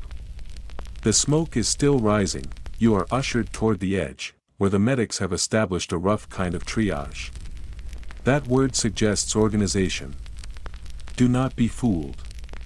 It is a tarp strung between poles, a bucket of questionable water, and one exhausted man with a knife that has cut more limbs than bread today. He glances at you. Wipes his brow. Says, "You're still upright. Come back if that changes." You nod. Fair enough, you wander a little further. Find a patch of grass that is not completely soaked. Or at least only damp on one side. You sit. Carefully. Slowly, a hand offers you a canteen. You take it. Drink deep. The water tastes like rust and old mildew.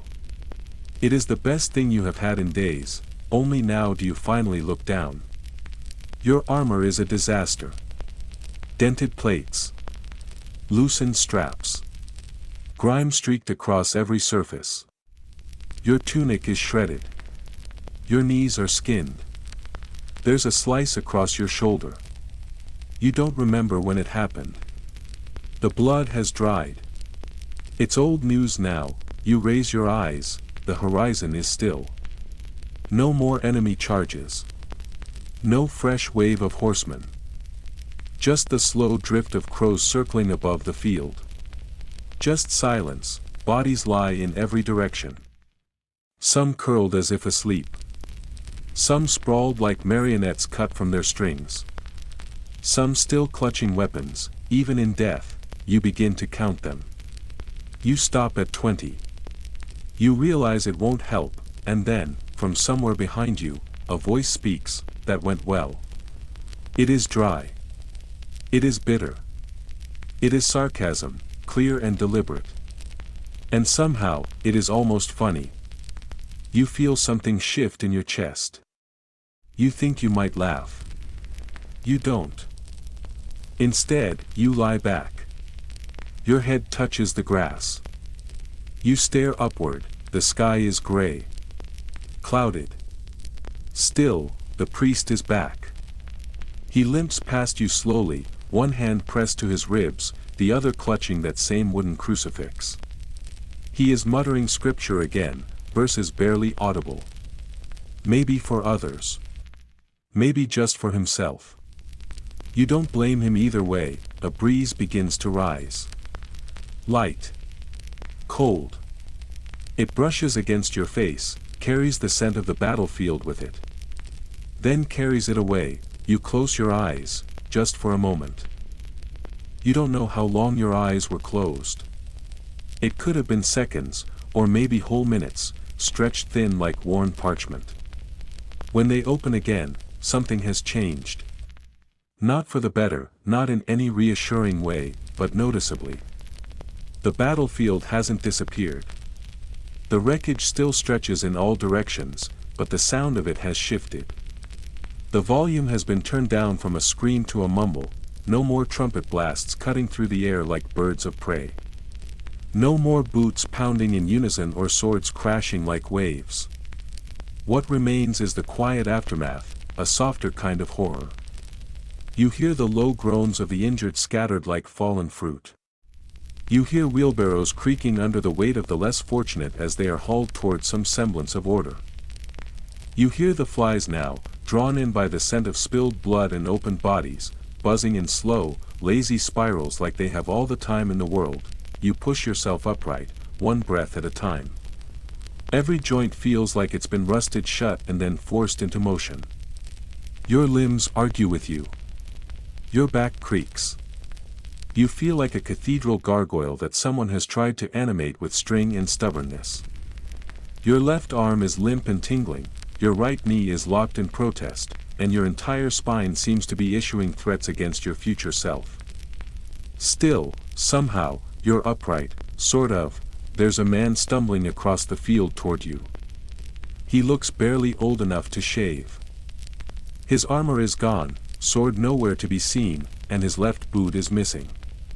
In one hand, he clutches a turkey leg with both reverence and hunger, as if it were some kind of sacred offering. You blink slowly, trying to decide if this is hallucination or just another peculiar battlefield truth. He gives you a solemn nod without saying a word, then disappears behind a lopsided pile of shields. You want to ask him where he got the turkey. But you don't. You just sit there, baffled, then something else catches your attention. Something that truly matters. There's no one in charge anymore. Your commander, last seen yelling something about reforming the ranks, was flung from his saddle during the chaos, possibly by a cabbage cart that came out of nowhere and disappeared just as quickly. No one has seen him since.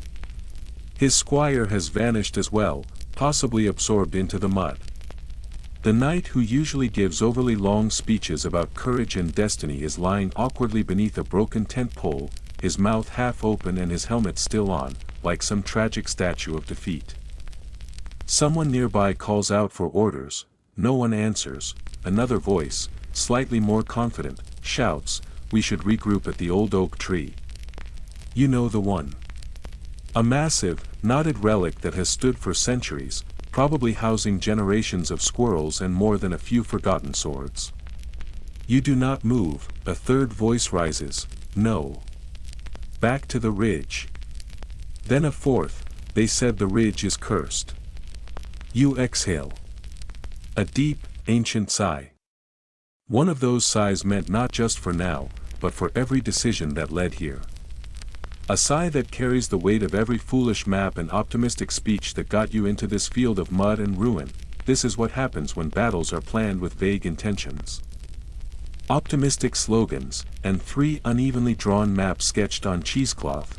Then, from the rear, a figure strides forward with purpose. His jerkin has a lopsided badge hastily sewn onto it. He grips a long stick, not quite a weapon, not quite a tool. It might once have been part of a broom. "I'm in charge now," he declares, lifting the stick like a king's scepter. You blink. That's Kevin, Kevin from the bakery. The same Kevin who once confused salt for sugar during rations week. The same Kevin who dropped 3 sacks of flour because he said they sounded suspicious. The same Kevin who once tried to cook stew using parchment scrolls as kindling, and now, here he is, declaring himself commander. He begins barking orders with the gusto of someone who has always dreamed of leadership but never thought to plan for it. Form a triangle around the soup cauldron. He yells. Everyone with an S in their name, move west. Then, with even more enthusiasm, hold the hill, but not too hard. Around you, the remaining soldiers exchange glances. Some look puzzled. Others look resigned. No one argues. Kevin, inexplicably, is now in command. Historians would later try to explain moments like this. Some believe that a natural hierarchy emerged in the vacuum left by fallen officers. Others argued that command often defaulted to whoever was loudest and still standing, regardless of qualifications.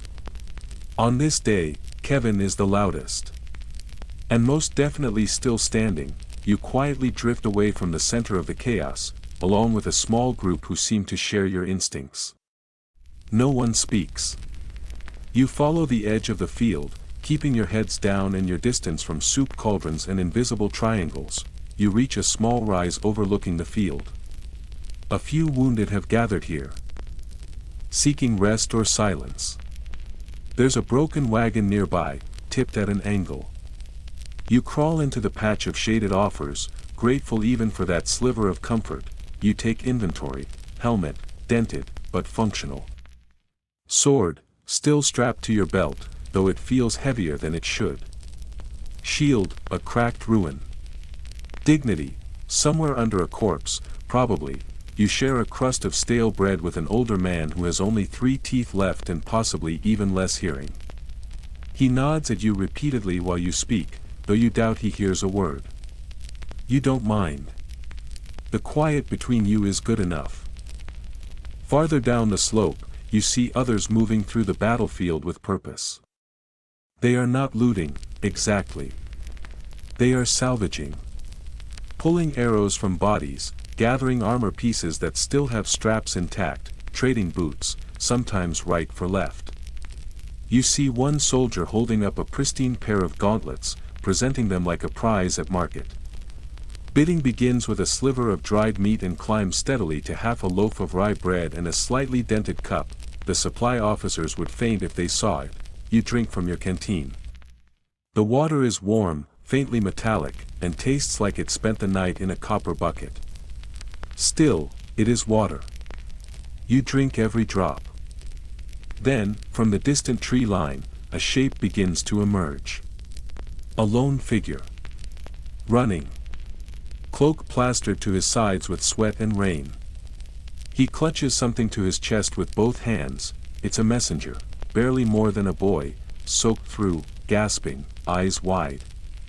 He races across the churned field and makes straight for what remains of the command post. You and a dozen others stop what you are doing and watch him go. He arrives. Unrolls a scroll with trembling fingers. Clears his throat.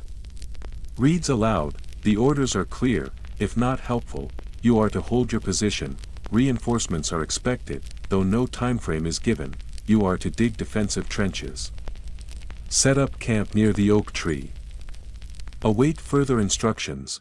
There is no mention of rations. No mention of sleep. No estimate of how many reinforcements might come, or if they are even on the way. Kevin claps his hands together like a delighted child. "We're saved," he declares. No one answers him. Not a single cheer. Not even a grunt of agreement. You shift where you sit, uncomfortable. You can feel something forming inside you. A callus. Not on your skin, but somewhere deeper. A place where hope used to be. From behind you, someone mutters, "This again?" A few others nod. One spits. No one is surprised. This is what war looks like now. No shining duels. No glorious charges. No songs waiting to be sung. Just waiting. Digging. Waiting again. Fighting, maybe.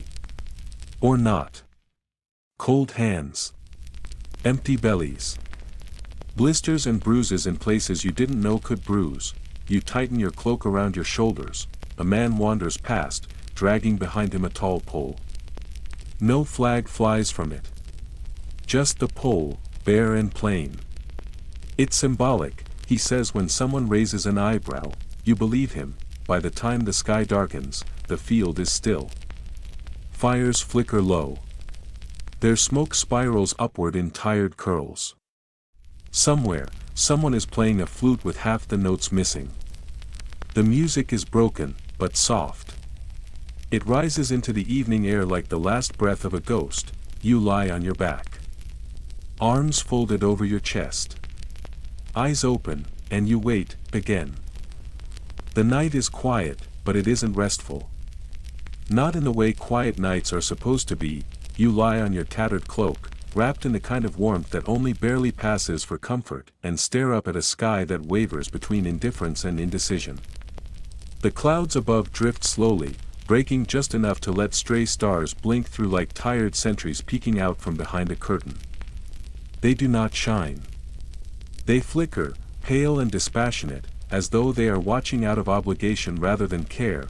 Nearby, the fire sputters. It gives one sharp pop, a final protest, then gutters into ash with a soft hiss. Darkness settles over you like a second cloak, heavier than the first. You do not mind. You weren't expecting sleep to come anyway. Around you, the remnants of the camp exhale together. Some men snore in short bursts, harsh and uneven. Others cough, throats dry from smoke and screaming. One man hums to himself, the same 4 low notes again and again, barely louder than a whisper. It repeats like a charm, a ward against dreams that bite instead of drift. You consider asking him to stop, but hold your tongue. Everyone has a method. Who are you to silence another man's ritual when your own consists of staring at a sky that won't decide whether to cry? At some point, your eyes close, and then they open again. You are not sure how long has passed. Moments. Perhaps. Maybe longer. The world feels altered somehow, not quite new, but different. The air has shifted. The wind, once mild, now carries with it a sharper edge. It smells like smoke again, but also rust. Iron. Blood. Damp wool soaked through. And something sour and chemical, acidic in your nostrils. Vinegar, maybe. Or fear left to ferment. Something is wrong. You sit up slowly, groaning as your spine protests. You hear movement, subtle but intent. No shouted commands, no fanfare, no warning horn. Just quiet scuffing of boots on packed dirt. Armor clinking with that taut, restrained rhythm that says readiness, not idleness. Swords brushing against scabbards. Shields shifting in uncertain hands. You scan the dark, confusion ripples like wine through a field of wheat. One soldier to your left murmurs, "We're retreating." Another nearby mutters, "We're going back in. They said to press the advantage." A third, almost laughing, says, "We're negotiating peace." That's what I heard. None of them sound convinced. None of them agree. Shadows drift across the field. Torches bob and sway like wandering will-o'-the-wisps. Somewhere, someone kicks a stone and curses loudly when it strikes their foot, and there, at the edge of the campfire's former glow, you see him, Kevin, still inexplicably in charge. Still wearing that same ridiculous badge stitched crookedly to his tunic. He's gathered a small group of equally baffled men and is crouched over a crude diagram scratched into the dirt. With a stick he gestures at what looks suspiciously like a snail. He calls it the spiral of tactical advantage. He says it with such confidence, it almost makes sense. You do not feel inspired. A soldier beside you mutters under his breath, "I'd rather follow a chicken." Another responds without looking up, "I think we already are." But despite it all, someone has to move. An order finally comes, though it is unclear where it originates. You are told to join the left flank. Or possibly reinforce the rear guard. Or just form a line somewhere. Anywhere. No one seems quite sure anymore. You stand, shuffle into position. You think it is a line. You are not entirely certain, and then, once again, you wait. The fog begins to rise from the low ground like a living thing. It curls around legs and rolls over the discarded shapes of the fallen. It blurs the outlines of broken siege carts and obscures the scattered debris of war. It is almost beautiful, softening the brutal landscape. But the chill that comes with it grows sharper by the minute. On the other side of the field, shapes shift, not many. Just silhouettes. Maybe people. Maybe trees. You think you see a banner lift into the air, then vanish again. Another follows, briefly visible before being swallowed whole by the mist. You squint, trying to make out form from shadow. But everything looks like uncertainty now. Then, without warning, someone yells, "Advance." No trumpet follows. You look to your left. The men are confused. You look to your right. Still more confusion. No one knows who gave the command. The voice is unfamiliar. Then another shout rises. Hold. Again, no horn. No signal. Just clashing voices in the dark. Suddenly, everyone is yelling. Some soldiers raise their weapons. Others hesitate, rooted in place. A few step forward, unsure whether to follow or stop. Orders fold over one another, canceling out meaning. This is not the chaos of combat. Not yet. This is the chaos before. the silence where everyone realizes their leaders are missing or wounded, and no one has the strength to take their place. The moment where exhaustion outweighs clarity.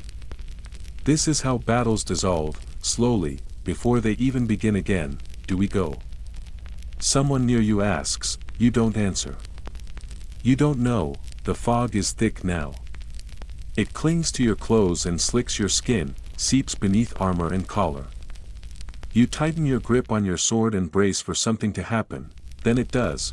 From behind the scattered formation, a figure emerges, not Kevin. Not someone new, the commander, the real one. He stumbles into view, one arm wrapped in his own torn banner, blood streaking his face and matting his hair. His eyes are sharp despite the bruises. His voice is hoarse but unyielding as it cuts through the rising panic. Hold the line. That's all he says. 3 words. No speech. No fire. Just a simple command that lands like a weight and holds steady, and suddenly, the line steadies too. You nod. Others nod. Weapons are adjusted. Shields lifted. Posture straightened. No one cheers. No one claps. But the difference is immediate. You take your place again, your sword trembles in your hand, but it is raised. Your shield, dented and slick with grime, is slung across your back. You wish you could crawl inside it and wait out the world, but you stand firm. Then comes the horn, 1 blast, then 2, then silence, and then the charge, not yours, theirs. It comes all at once. You hear the thunder of feet pounding against the earth, rising in volume like an approaching storm. You hear the guttural cries of men with nothing left to lose. The snarls of desperation. The roars of rage. They hit the right flank, you are on the left, and now, the doubt sets in. Do you hold? Do you wait? Do you move to reinforce? No order follows. Just noise. You glance at the commander, but he is shouting at someone else, gesturing wildly. You step forward, 1 foot into the mist. Someone calls your name from behind. You hesitate. Figures begin to emerge from the fog. You cannot tell if they are yours or theirs. This is the moment. The point when every soldier decides alone what war means. You swing your blade, and the fighting begins again. It is no less chaotic than before. But this time, it feels different. It feels personal. You are not following a strategy. You are following instinct. You are not part of a grand plan. You are caught in a moment of survival. You slip on the wet ground, nearly fall, catch yourself. You collide with a man whose face is smeared with soot and fear. His eyes are wild. You don't know his name. You clash. You strike. You yell, though you don't know what words escape. Somewhere, someone hurls a loaf of bread. It arcs through the air and hits a horse square on the flank. The horse rears in panic. Screams. Stomps through a tightly packed line of pikes, throwing everything into confusion. Everything unravels. Again, you lose your sword. You find a broken spear, the tip shattered but the haft solid. You grip it like a club and swing at the nearest shape. It feels like sweeping dust from a cursed tavern, frantic and desperate. You knock one man to the ground, another crashes into your side. You shove him off. You advance. Or retreat. You honestly cannot tell which. The fog keeps everything blurred. Eventually, the shouting fades. The footsteps slow. The clash of metal gives way to the scrape of breath. The charge ends, abruptly. You do not know who won. You only know one thing. You are still standing, and you are still holding the broken spear. You don't remember sitting down. At no point did you make the decision, but somehow, without intention or thought, your body has brought you to the ground again. You're seated cross-legged, like a schoolboy waiting for a lesson that will never be taught. Not here. Not now. The posture feels automatic, as if your limbs chose it from memory, and your mind simply followed. Across your lap lies the broken spear, its shaft splintered and still faintly warm from your grip. The wood is rough where it snapped, the point darkened with something you refuse to name. It doesn't look like a weapon anymore. It looks like a relic. Something pulled from a dream that turned too quickly into a nightmare. You don't know whether this day has been one or the other. You suspect it has been both. The battlefield around you has settled. But not into peace. It has settled into something deeper. Heavier. The kind of stillness that comes only after fury has spent itself. Not calm. Not quiet. Just emptied. The wind is gone. The air hangs unmoving. The birds, once scattered, have not returned. The silence does not feel sacred. It feels exhausted. Someone stumbles by a few paces from where you sit. Blood trickles down one side of their face, seeping from a wound on the scalp. They do not seem to notice. They are laughing. Not the wild kind. Not hysterical. Just a soft, steady chuckle like something private and absurd has just occurred to them. The sound is so out of place it makes the world tilt. You do not ask what the joke is. You do not want to know. Not now. Not here. Movement catches your eye to the right. You turn your head, slowly, every vertebra stiff, every tendon stretched like old rope. The motion cracks your neck loud enough to startle a fly from your shoulder. A figure is approaching. One arm raised, not in threat, but in greeting. Still, you flinch. You squint and make out the ragged length of a standard trailing behind them. The fabric hangs limp and soaked, its colors dulled, its crest nearly erased by rain and grime. The standard bearer's legs drag through the muck. The flag drags too. It leaves a trail like a wounded limb. You wonder if dragging a banner through filth still qualifies as victory. You're not sure who would be proud of it now. Around you, voices begin to rise. Not in unison. Not as command. But scattered. Fragments. Ghosts of sentences floating past on the heavy air. I think we held. Then why do I feel like I lost? Another voice mutters something about soup. You miss the full thought, but somehow it makes more sense than the others. Soup, at least, is a concept you can hold in your hands. Then, without any signal, the rituals begin. The looters come first. They always do. Not the kind from stories, not villains with gleaming smiles and greedy hands. Just the tired ones. Just the survivors. They move slowly, with hollow eyes, stepping over the dead with a strange mix of reverence and necessity. They search for what still works. What still feeds. What might still keep someone breathing one more day. Bits of bread. Flasks. Dry socks. A dagger with a grip that isn't slick. Boots not filled with water or worse. One man crouches beside a fallen soldier and unlaces a boot with care. Not haste. He tries it on, presses his heel down, wiggles his toes thoughtfully. Nods. Keeps it. Walks away. You do not blame him. You shift your position slightly and feel the wet inside your own boots squelch against your skin. It could be puddle water. It could be blood. Either way, it's cold and smells like rot. You think about swapping them out. Maybe later. Maybe when your legs are willing. At the far edge of camp, a pile of salvaged gear is forming. It is not neat. It is not organized. But it has structure. Some form of order. Bows lean together in a tight bundle. Daggers are collected in a broken barrel. Pieces of dented armor rest in the grass, coated in mud. A single shield, cracked and worn, hangs from a low tree branch. Written across it in charcoal are the words, "Take what you need." Don't ask, you stand. It takes effort. Your legs protest.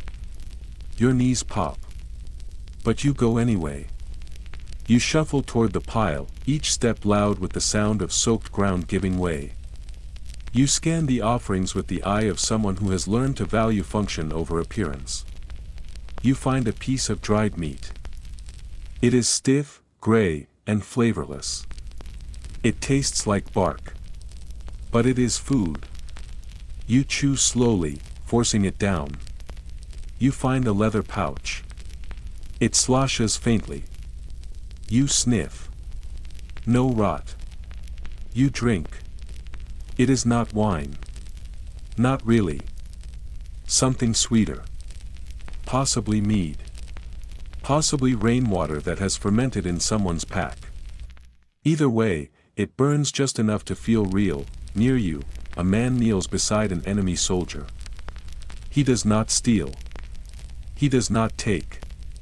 He only lowers himself with care, stares at the face of the dead man, then reaches out and gently closes the eyes. His lips move. A name maybe. A prayer. Maybe nothing at all. Then he rises and walks away without a backward glance. Historians would one day argue about this. About what looting meant. Some would call it necessity. Others would call it shame. Some would try to make rules. Say it was acceptable among comrades. Disgraceful across lines. But none of them were here. None of them breathed this air. No books were written on this field. Only choices. Only survival, scratched into the mud with trembling hands and bleeding fingers. You crouch beside a corpse that looks older than the rest. His beard is gray. His armor worn from use, not display. A ring glints on one finger. Not large. Not jeweled. Just polished. Well cared for. You hesitate. You do not feel guilt. You feel something else. A slowness in your hand. A pause in your breath. Then you slip the ring free and pocket it. Not for its value. Not for greed. But because something in you says it should keep existing. A sudden noise tears through the stillness, a cheer. You turn, startled. Someone has found a wheel of cheese crushed beneath a pack horse. Molded. Cracked. Possibly ancient. Possibly cursed. Still, 3 men eat it anyway. They laugh. Loudly. Honest laughter. Full-chested and real. It is the loudest joy you have heard in days. One soldier finds a harp. Of all things. Miraculously, the strings are intact. He plucks a single note. It twangs, sour and broken. But no one mocks him. Some even smile. Because even that sound, flawed as it is, reminds them of something softer. You see a boy, young, barely old enough to carry a blade, approach a fallen knight. He kneels. Murmurs something. Then takes the knight's belt, wraps it around his own waist, adjusts the scabbard. Stands taller. Just a little. Chin higher. Shoulders set. You know that look. It is the weight of inheritance. The quiet burden of stepping into someone else's shadow and trying to grow there. The sky darkens. The clouds swell. Rain begins. Not heavy. Just enough to slick the grass. To blur the edges. To make everything shimmer. It also makes the work harder. Some men dig. They try to bury the dead. The earth resists. Shovels sink. Hands slip. One soldier, cursing, uses his helmet to scoop soil. Another helps in silence. No one comments. By the remnants of the medical tent, you find the priest. His arm is bound in bloodied cloth. His jaw is clenched. He is wrapping a gash in another man's side with what looks like part of a curtain. The man writhes. Screams. The priest whispers, "Offer it up." The soldier replies with a string of curses that echo off the trees. Medical care is a myth here. When they ask if you are hurt, you lie. You say, just bruises. They nod. They move on. Your thigh throbs. Your ribs scream. But you can walk. That is enough. You crawl beneath a tilted supply cart missing one wheel. It sags, but does not collapse. You pull off your boots. Steam rises. Your feet are raw, blistered, barely skin. You stare at them. You cannot believe they still belong to you. But you let them breathe, then, just as the light begins to fade, a sound slices through the murk, the trumpet, short. Sharp, you freeze, so does everyone, then another trumpet answers, distant and clear, you lift your head. Look beyond the cart. In the growing dusk, torches appear. Small lights. Moving slowly, the enemy is returning, not with swords. Not to kill, they are gathering their dead, figures in cloaks move across the field. They step with care. With purpose. They carry stretchers. Linen wraps. They kneel beside the bodies. Wrap them. Tie the ends. Some pause longer. One kisses a forehead. Another places a hand gently over a heart. You see a small figure. Slighter than the others. A woman, maybe. She bends, kisses a brow, pulls the cloth over the face. It surprises you, then it does not, no one stops them. Not tonight, you watch, and you understand, perhaps for the first time, that the men across from you are not monsters. They are men. Just like you. Breathing the same air. Breaking the same way, they have sisters. Sons. Homes that smell like wood smoke and bread. You lower your head, you sit, you breathe, you are soaked. Exhausted. In pain, but you are still alive, and for tonight, that is enough. You wake up to the sound of someone shouting your name. Or something that might resemble it. It could be Vin. It might be Finn. Possibly even you. At this point, it hardly matters. Close enough is good enough. You blink upward at a sky that has not changed its mood since nightfall. It still hangs there, sullen and gray, like a damp woolen blanket stretched too far across the heavens. Morning has arrived, if one can call it that, cloaked in the dull color of wet ash and wearing the bad temper of a dog left out in the rain. Your back is soaked from the earth. Your cloak clings to you, saturated. Your dreams, if they can even be described as such, were little more than a recurring image of a steaming bowl of soup that vanished every time you reached for it. You sit up slowly, each motion an argument between what you want and what your body is willing to allow. Your spine creaks. Your hips groan. Your knees feel like bags of gravel. Even your neck protests, stiff and unyielding. Somewhere deep on the left side of your soul, a quiet ache makes itself known. The field stretches out before you. Unchanged. Still strewn with the aftermath of battle. The bodies remain. The wreckage remains, and unfortunately, so does Kevin. He stands a few yards away beside a wooden crate, radiating the self-importance of someone who believes authority can be claimed by tone alone.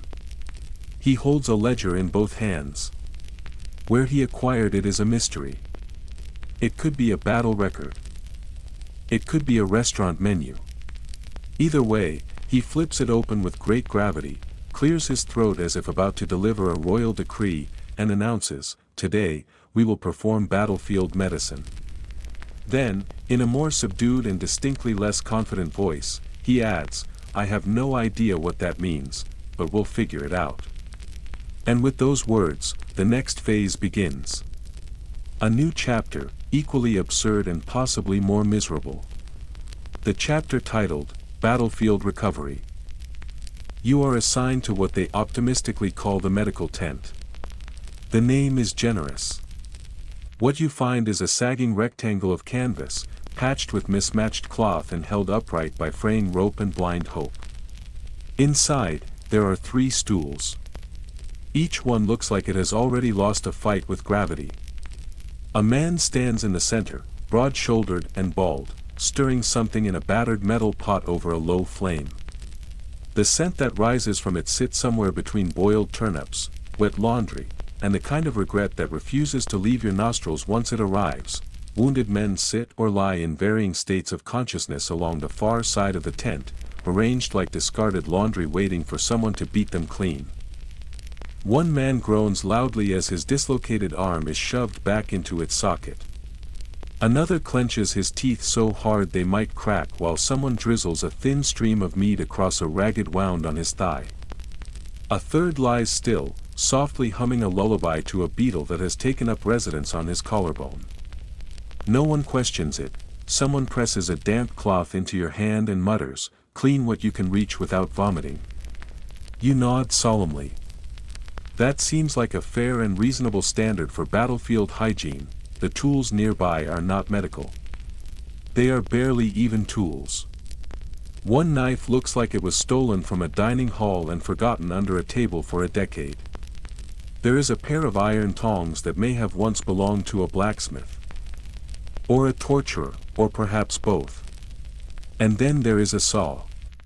It is unapologetically large, rusted at the edges, and does not even attempt to appear helpful. It looks like it would prefer to cut trees than save lives. The man in charge is named Osric. Whether that is his real name or a title won in a brawl, no one knows. His hands are calloused and thick, more accustomed to leather than linen. His face is etched with the look of someone who has grown used to pain, not just his own, but everyone else's too. He gestures toward a soldier lying nearby, his foot twisted and swollen.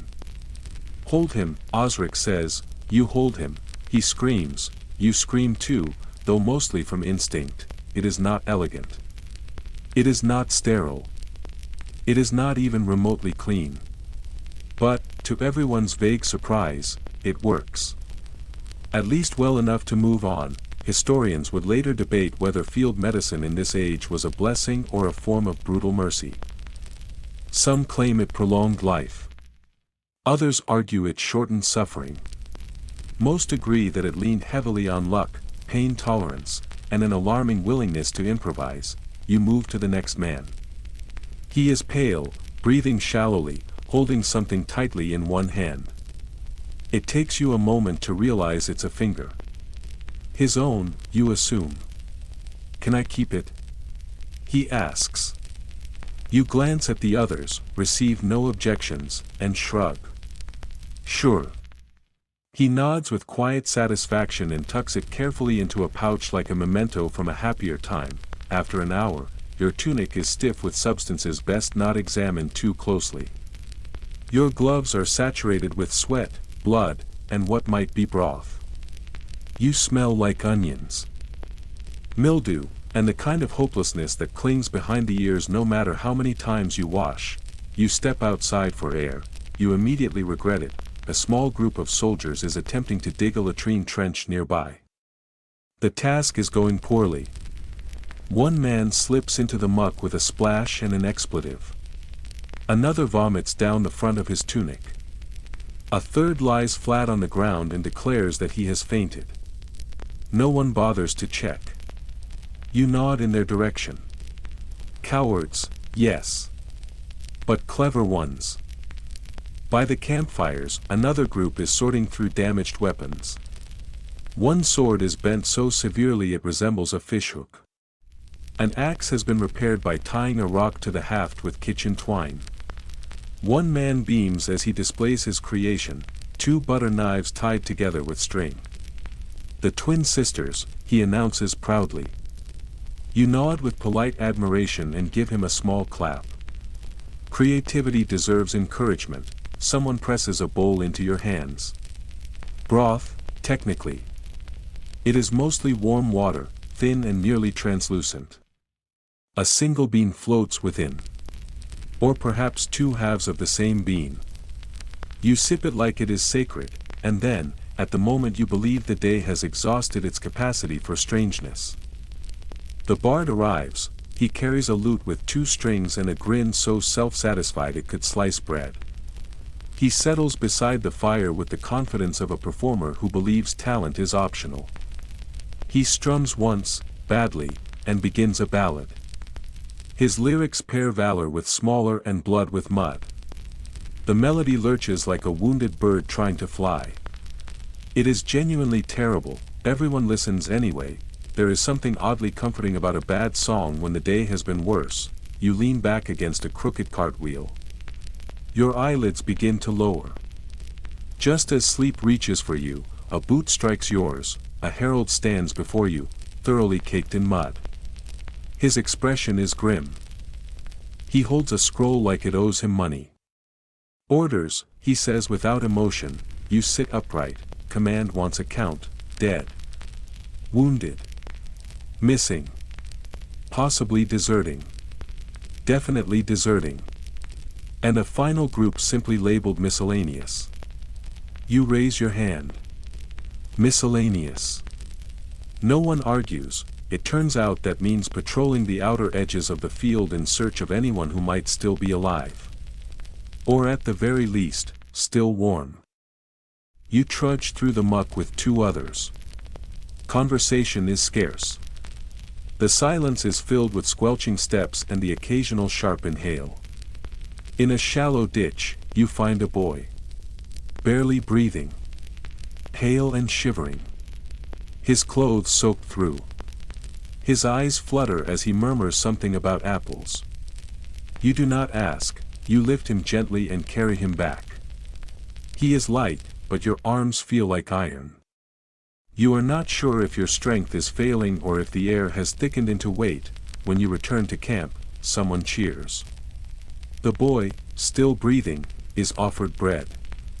He does not respond. You mark him down on the ledger as recovered-ish. Later in the day, just when the rhythm of misery begins to feel predictable, a nobleman arrives. He rides a pristine white horse. His armor gleams. His beard is curled at the tips and oiled to perfection. He surveys the camp with the pinched face of someone unused to the scent of rot. He nods, lifts his chin, and declares, "This was a noble victory." You throw a clump of mud at his horse. You miss. Someone else does not. That evening, as night folds over the camp like a damp wool cloak, things begin to quiet. You sit with the others. What remains of your unit? Rollo mutters to himself, face toward the fire. Kevin talks about morale again. One man clutches a frog and insists it brings luck. No one asks questions. You eat crusty bread. You drink something that pretends to be ale. You watch the flames rise and fall like breath. Someone says, "We made it." Another voice answers, "For now." Everyone nods, because out here, with the ground still soft from blood and the sky still hung with ash, for now is the only kind of victory that matters. Dawn arrives late the next morning. Not because the sun has chosen to delay its appearance, but because no one here is quite ready to face it. The light feels intrusive, pushing its way across the broken battlefield with the stubbornness of a painter determined to display a masterpiece no one requested. It spills over the ruins with pale, unfeeling gold, tracing every torn flag and twisted form as though trying to immortalize misery in strokes of brightness. The ground, once green and full of promise, is now flattened into a map of ruin. Each blade of grass lies bruised beneath the weight of what has happened. Every pool of blood reflects the light too clearly, too honestly. You wrap your cloak tighter around your body. The movement is automatic, instinctive, but it helps nothing. The fabric, damp and heavy with last night's cold, cannot drive out the chill that has settled in your bones. It does not keep out the stench that clings to your skin, your breath, your very thoughts. And it certainly does not protect you from the quiet, creeping knowledge that today is not the beginning of anything new. It is simply the day after. You rise slowly, as if rising from more than sleep. Your joints resist every motion, stiff from damp and exhaustion. Your back crackles like old parchment being folded against its grain. From somewhere nearby, a voice groans, a long, guttural sound that seems to originate from the very center of a man's being. Straw rustles as someone rolls off a thin, collapsing pallet. A cough erupts from another tent, sharp and ragged, and continues for what feels like minutes. When it finally ends, its owner clears his throat, picks up a stone shaped suspiciously like a hunk of roast meat, and resumes sharpening his dagger against it. As if the coughing never happened at all. Breakfast arrives without fanfare. A biscuit, dry enough to be mistaken for bark, and a cup of something warm.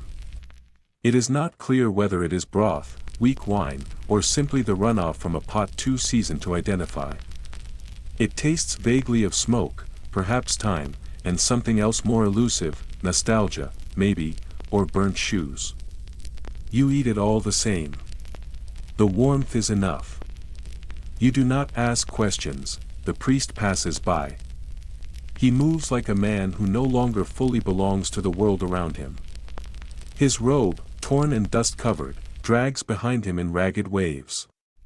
Leaves and twigs cling to the hem and to the tangle of his beard. His feet are bare, stained at the soles. His mouth forms a low hum with no discernible melody. When he reaches you, he pauses, places a hand lightly on your shoulder, and gives you a small, strange smile. His eyes do not quite meet yours. You nod once, silently. He nods back, then walks on, humming to no one. The task for the day is, at least in theory, simple: take stock of what is left. Food. Weapons. Survivors. Losses. And the rest, those who fall between the categories. The half-healed. The unspoken. The ones who might still be breathing, but who have already gone somewhere else entirely. The sergeant approaches. His tunic is torn open at the shoulder, one side of his face hastily shaved, and the other blackened by fire or perhaps powder. His left eyebrow is nearly gone. He shoves a crumpled scroll and a piece of charcoal into your hand and grunts a list that sounds like it's been passed down from battlefield to battlefield. Alive. Dead. Wounded. Suspiciously absent. Then he walks off, scratching his remaining eyebrow as if already exhausted by the day. You begin with your own tent. There were 6 of you. There are now 3. One limps along with the help of a stick he carved from the remains of a broom. Another has bound his arm in a sling made from torn cheesecloth and what might be sheer defiance. The third shows no signs of injury at all. No bruises. No cuts. No limp. Not even a smudge of blood. Everyone notices. No one says anything. But you all glance at him more often than before. You move on. Outside a nearby tent, someone chants numbers in a steady rhythm. It's Kevin. Of course. He is counting arrows aloud with the focus of a man convinced that numbers will fix something. He reaches 67 with great confidence. You glance inside the crate. There are 20 arrows. You keep walking. Near the cook tent, 2 soldiers argue fiercely over the true meaning of dried beans. One claims they are a symbol of strength and comfort. A staple of endurance. The other insists they are edible despair, proof that the gods have abandoned you. After 10 minutes, the argument is resolved with a shrug and the conclusion that it all depends on seasoning. Which, of course, no one has. At the supply cart, a trade is underway. A soldier holds up a dented helmet. His opponent in the negotiation is a chicken. The chicken blinks at him, clucks once in disapproval, and walks away. The deal, evidently, is off. You scribble everything down, or try to. You form categories. Food. Weapons. Unclaimed socks. Odds and ends. You abandon the sock tally when it becomes apparent someone is stealing them as you count. You catch one man trying to discreetly slide a 3rd sock onto his foot. You look away. Some things are best left unspoken. By midday, another task arrives, whispered through the ranks like a bad omen. The commander will be conducting an inspection. Why, no one knows. The man himself has barely moved since yesterday. He sits slumped beneath a faded canopy, his arm in a sling, muttering to himself about cavalry movements that may have only existed in old books or dreams. Still, someone has declared that the camp must be presentable. The result is chaos. Men kneel in the mud, scraping dried filth from their boots with whatever sharp edge they can find. Others attempt to polish armor with tufts of wet grass. A few use their sleeves. One man rubs a helmet with what appears to be a lump of animal fat. It shines. Sort of, and also begins to attract flies. Two boys struggle to repair a torn banner with thread they scavenged from an old sock and what might be spit or wax. The stitching is crooked, but determined. You are given your old assignment again: organize the salvage pile. It is a strange graveyard of confused intentions. 3 axe heads with no handles. A bow with a single arrow glued to it with hardened tree sap. 7 mismatched leg pieces, clearly pulled from several different armies. A sword so stunted it has been reclassified as a bread knife. And 1 leather codpiece, gnawed along the edge. You do not wish to know why. You arrange what can be arranged. You line up the axes. Stack the swords. Sort the armor into piles based more on shape than function. You take the codpiece, tie it to a stick, and plant it in the mud like a banner. You call it the ceremonial marker. It seems appropriate. Some part of you almost feels proud. The inspector arrives in the early afternoon. A knight, judging by the pristine armor and the scroll tucked beneath one arm. His hat is large, feathered, and unapologetically extravagant. It bobs with every step like it might take flight. He walks the camp slowly, eyes drifting over each corner with practiced indifference. When he reaches your salvage pile, he pauses. His gaze lands on the codpiece flag. He lifts a single eyebrow, then nods once and continues. Apparently, you have passed inspection. A hush settles over the camp not long after. There is no barking of orders, no clatter of weapons, no shouting. Only stillness. It can mean only one thing: laundry time. You and several others trudge down to the stream. The water bites like a warning. The soap is a strange, colorless lump that smells faintly of mint and deeply of hopelessness. You scrub regardless. Tunic stained with blood. Trousers caked in filth. Sleeves stiff with sweat. One man removes his breastplate and begins to scour it like it owes him something. Someone slips on a mossy stone and falls face first into the stream. A pause follows. Then laughter. Loud, genuine, shared by all. No one moves to help right away. He flails, curses, and eventually surfaces, sputtering and soaked. His dignity floats downstream.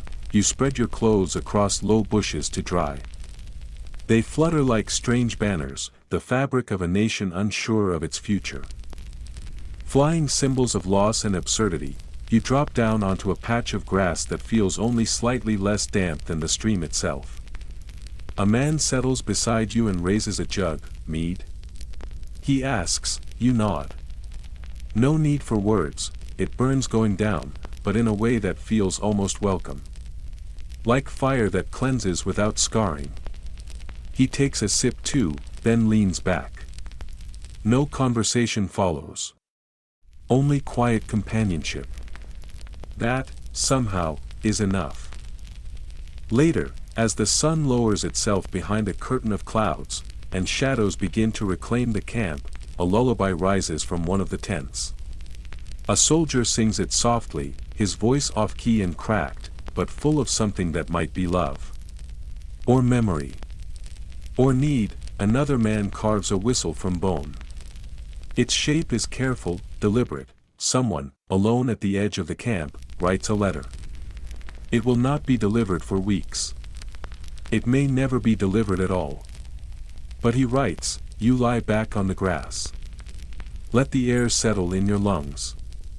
Watch the clouds drift across the sky like distant ships. and you wonder, not for the first time, how long before the next fight.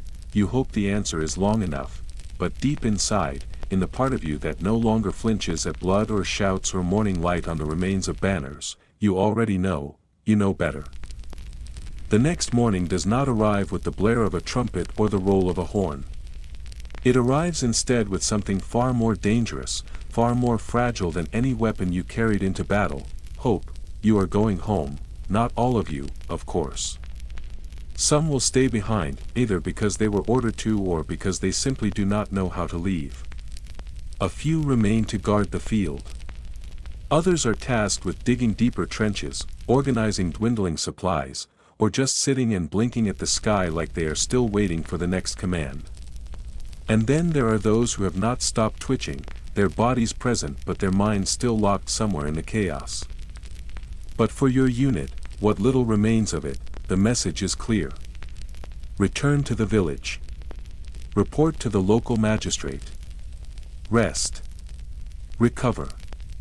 Try, however feebly, to remember what it means to be a normal person again. You begin to pack. It takes less time than you expect. Your armor, scratched and dented, streaked with earth and blood, goes into a sack that once held onions. It still smells faintly of them. You do not mind.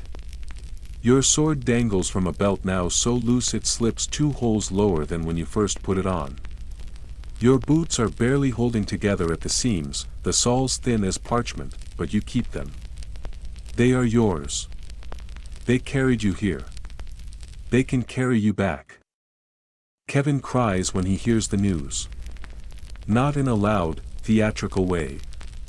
Just a few quiet tears that streak down the grime on his cheeks. No one is quite sure why. It could be relief. It could be dehydration. It might even be gratitude, although for what, no one can say. You leave him behind with a pat on the shoulder and the solemn responsibility of sorting the remaining socks. He salutes you. Sort of. The march back is not like the march out. There is no singing this time. No drums to keep rhythm. No bright-eyed recruits pretending not to be scared. Only the soft scuff of boots against dirt, the occasional cough, and the wheezing of a mule who looks like it saw more of the battle than anyone else and has not yet forgiven the world for it. You pass the landmarks that once marked the way out, now transformed by memory.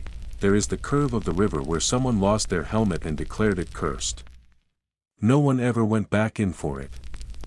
There is the tree that caught a stray spear mid-flight, wedging it between 2 limbs like it was trying to help. There is the flat stone where someone etched a deeply unflattering drawing of Rollo with a charcoal nub. It is still there, weathered by rain but recognizable. Somehow it looks even more accurate now. The world begins to shift around you. The fields stretch out, no longer churned and blackened but green again, tender with new growth. Birds appear. Real birds. Not scavengers circling for carrion, but creatures with songs and purpose. You hear their chirping and flinch before remembering that not everything that flies is here to kill. A cottage appears in the distance. A woman stands at the threshold. She lifts a hand in greeting, fingers trembling slightly. A child clings to the folds of her skirt and stares. They do not wave flags. They do not cheer. They simply watch. As though trying to decide whether the figures returning down the road are still human. You reach the village just before the sun dips below the hills. The first thing that strikes you is the smell. Bread. Honest, fresh, golden bread, baked in a stone oven and fragrant with yeast and something like safety. It rolls through the air like a memory and strikes your legs like a blow. Your knees buckle slightly. You steady yourself. The second thing you notice is how wrong everything looks. The buildings are exactly as you remember. The people are, too. But you are not. You have changed, and now the village seems distant, soft-edged, preserved in time. The townsfolk seem cleaner, brighter, somehow less real. Their hands do not shake. Their eyes do not dart toward shadows. Someone hands you a cup of water. You drink it like you have never had water before. You drink until your stomach tightens and your hands tremble. Someone else asks how the battle went. You look at them. You try to find the right answer. Eventually, you say, "We didn't lose." They nod. Not as if they understand, but as if they know they are supposed to. It is enough. For now, you are given space in the town hall, a wide room that smells of old wood and lavender. There is straw bedding. There are clean blankets. There is a basin filled with water that is not already red or brown. You peer into it and see your reflection for the first time in days.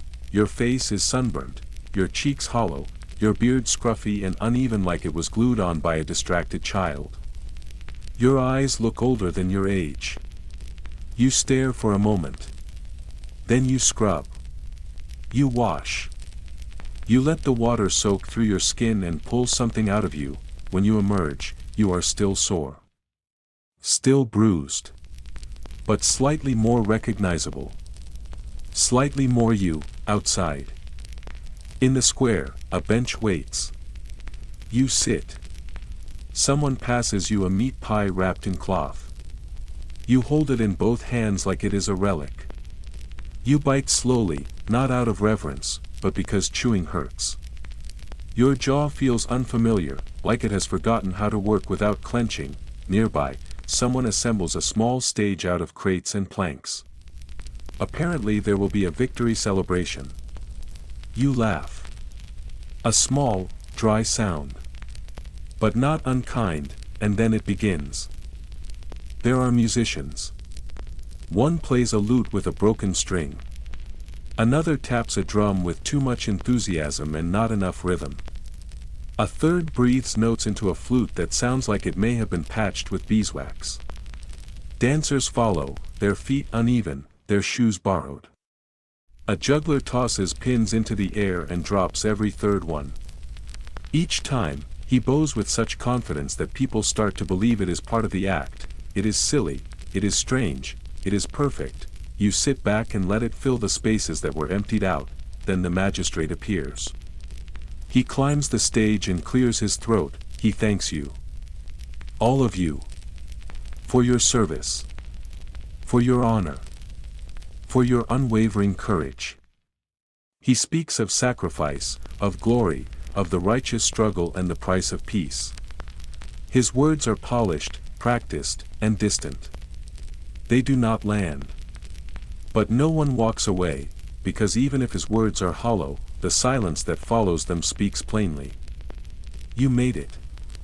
You returned. You are still breathing, that counts. You are offered coin. Not much. Enough for a meal.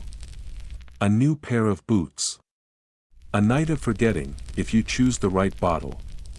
You take it with a nod, and then, without much ceremony, comes the parade. You are not required to join. But you do. The townsfolk line the road. Children wave flags cut from spare cloth. A few people toss flowers that are mostly wilted, with roots still clinging. You walk slowly. Not proudly. Just steadily. One step. Then another. The man beside you, Joran, perhaps, though you are no longer sure, walks with a limp and sports a fresh tattoo of a fish on his forearm. No one asks about it. No one needs to. You pass the bakery again. The smell envelopes you. You wonder, without meaning to, if Kevin will ever bake bread again. Probably not. But it is a thought worth holding, if only for a second.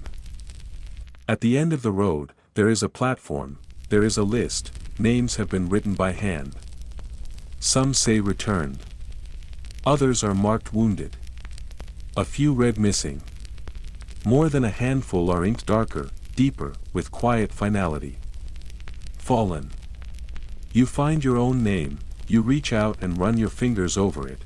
It is still there, still you, alive, present, uncertain. You step down. Walk back into the crowd. Someone hands you a cup of cider. It is cool, and crisp, and sweet in a way that makes your eyes sting. It tastes like the idea of home. You sit on the grass, cider in hand, and let the sounds of the village flow around you. A woman laughs behind you. A boy dashes after a chicken that clearly does not want to be caught. A bard begins to sing, spinning a tale about a soldier and a very confused goose. The words are clumsy. The tune is worse. But the crowd chuckles anyway, and for the first time in many days, perhaps since before the battle, you think, maybe, just maybe, tonight, you will sleep. And you will not wake screaming. The first night home is the strangest of all.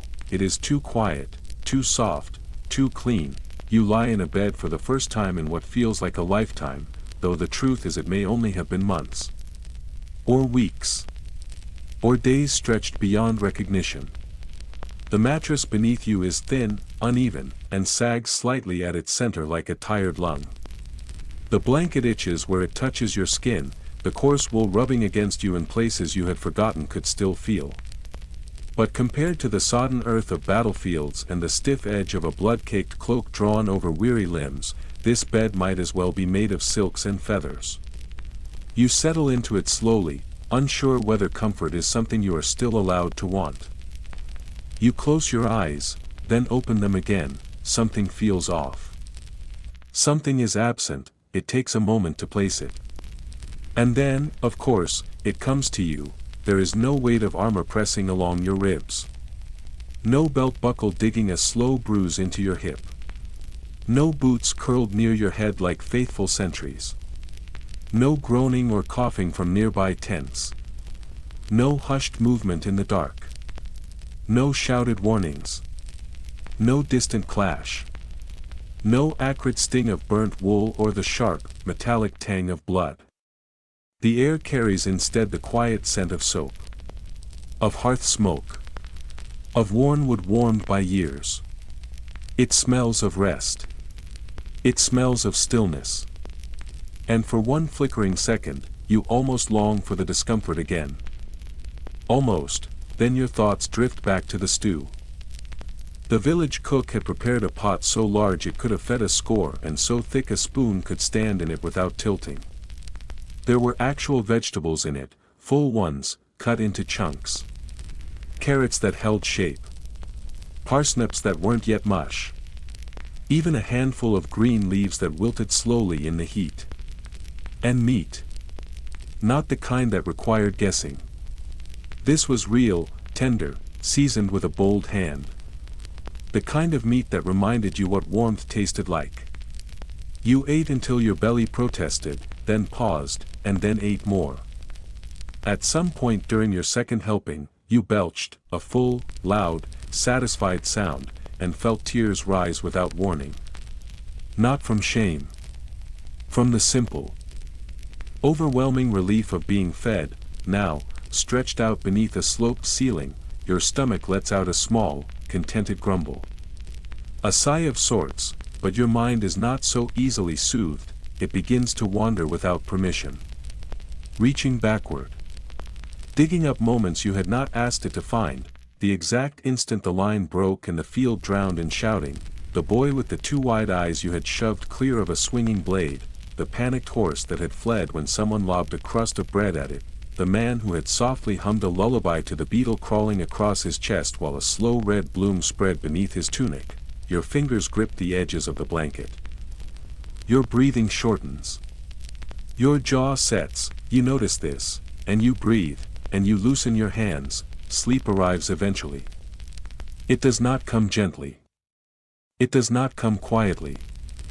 It approaches like a footsore soldier, stumbling toward camp after too many days on the road. It brings no peace, only absence. Still, it comes. And that, in itself, is something. When you wake, it is with a jolt. Light filters through the shutters in delicate slivers, tracing long stripes across the beams overhead. For a moment, you brace for sound. A trumpet. A horn. An order barked sharp enough to break silence. But none comes.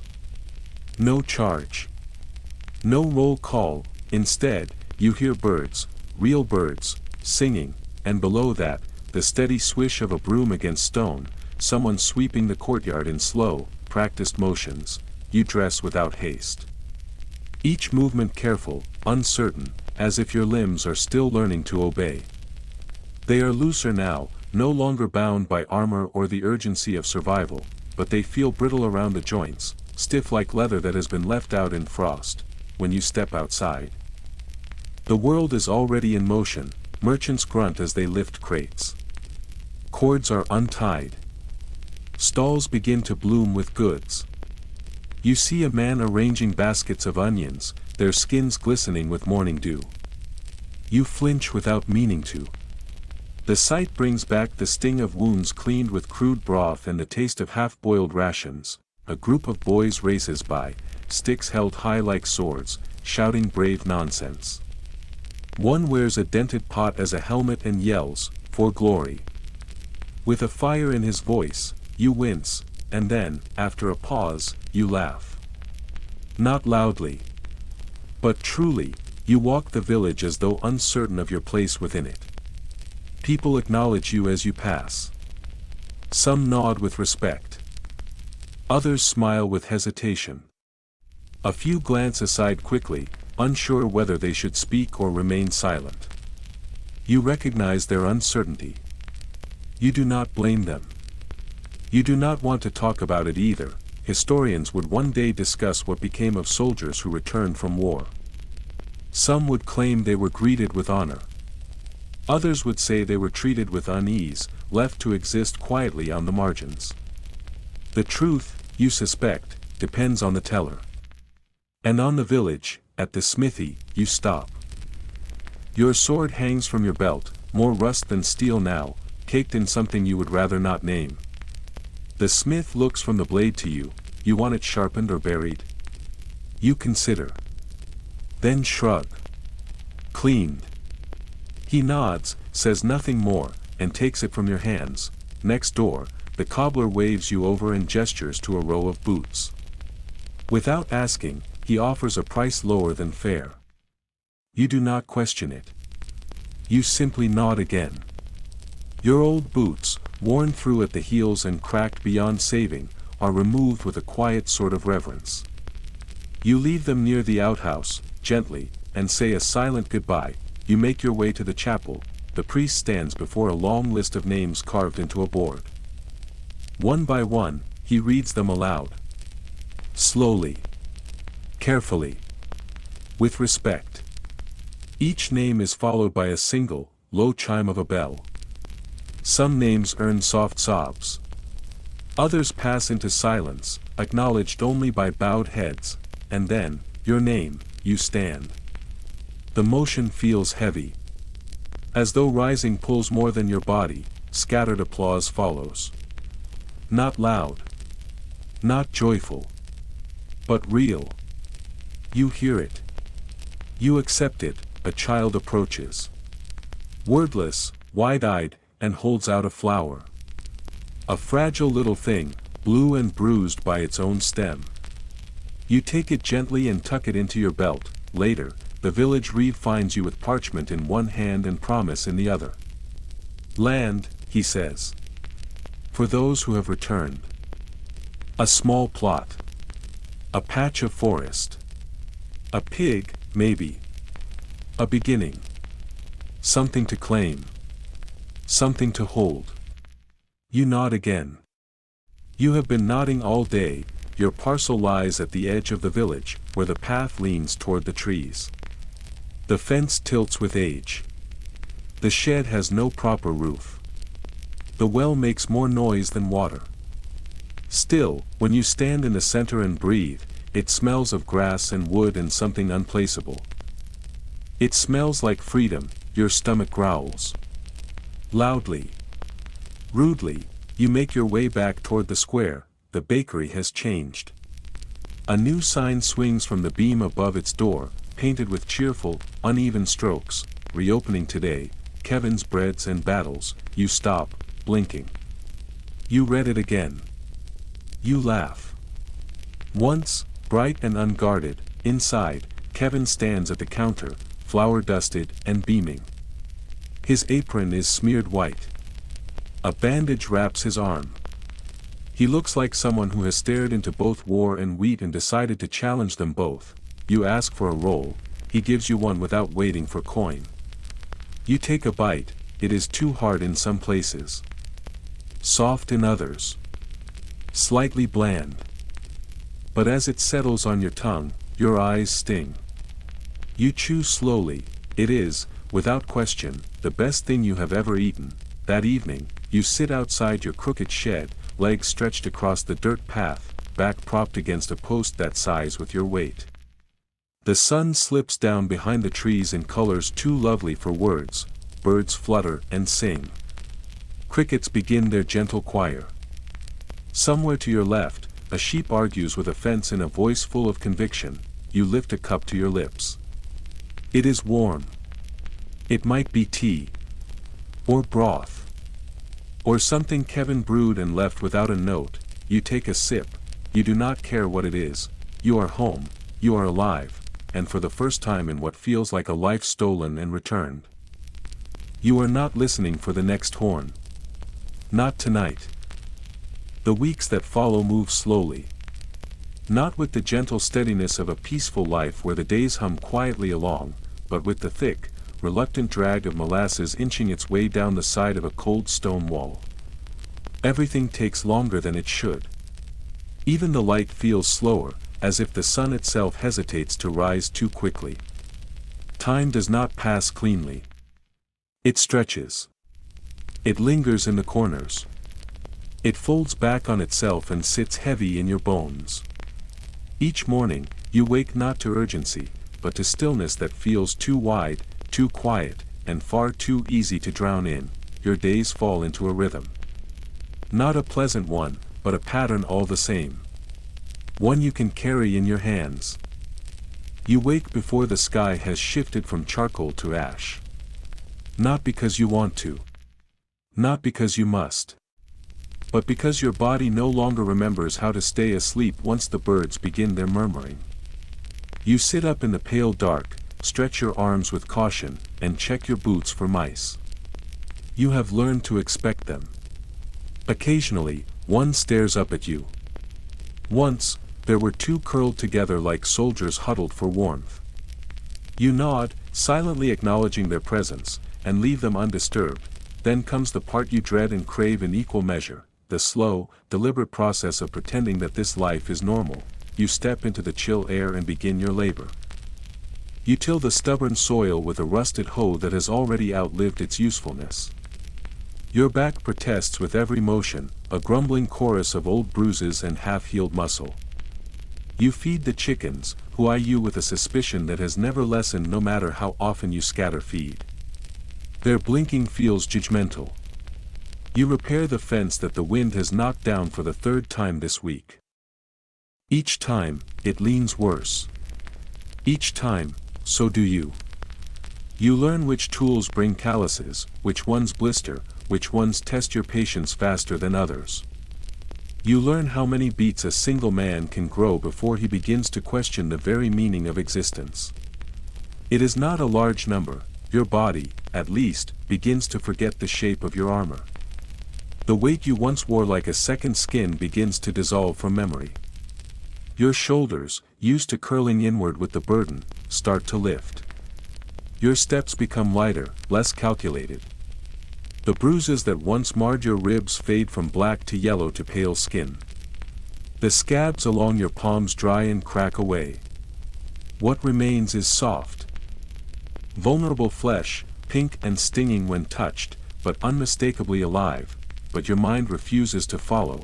It remembers, even when you do not ask it to. Especially then, at night, the battlefield finds you. Not always in sweeping visions of horror. Often just fragments.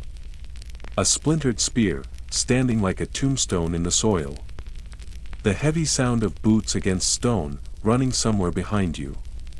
A helmet rolling in the dirt, slow and purposeful, stopping at your feet after its owner fell. As if it wanted to tell you something, to ask you something. You never looked inside. You still wonder if you should have. Other nights, the dreams take you to a place of fog, endless and weightless. You walk forward, but the horizon keeps shifting. The banners in the distance flutter, but you can never reach them. You are always walking. You are always alone.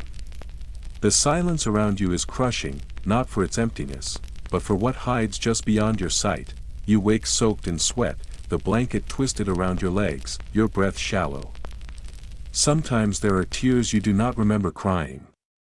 Once, your shout was loud enough to scatter the chickens, who burst from their coop like something had caught fire. They returned in the morning. They always do, they do not care what you dream about. Neither, it seems, does the village. But not out of cruelty. Out of gentleness too careful to name itself. No one asks questions. No one corners you with curiosity. Instead, they speak in the quiet language of kindness. A pie left on your doorstep, wrapped in cloth. No note. Just warmth. A mug of cider pressed into your hands by someone whose name you cannot recall, eyes kind but silent. An old woman lays a sprig of lavender on your fence post every Thursday morning, without fail. You do not speak to her. You do not remove the sprigs. They hang there until they dry and crumble, scattering into the grass. You let them fall where they will. Sometimes you cross paths with others like you. The ones who also returned. You do not speak, you nod, they nod, and that is enough. One morning, while sorting through a crate of garden tools and leftover nails, you find a letter. Folded neatly. Sealed with wax. Official. The crest is unfamiliar. You stare at it for a long time before breaking the seal. You are not sure why your hands are shaking. Inside, the words are clean and deliberate. The phrasing is polished, likely penned by someone who never once held a sword.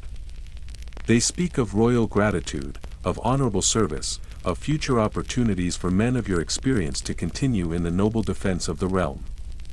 They compliment your valor, your strength, your potential. You read the words twice, then you fold the letter in half, place it face down on your kitchen table, and slide a plate of potatoes on top of it. The war may not be finished, but you are, or you hope to be. You spend the rest of the afternoon planting onions. You have always hated onions. Their taste.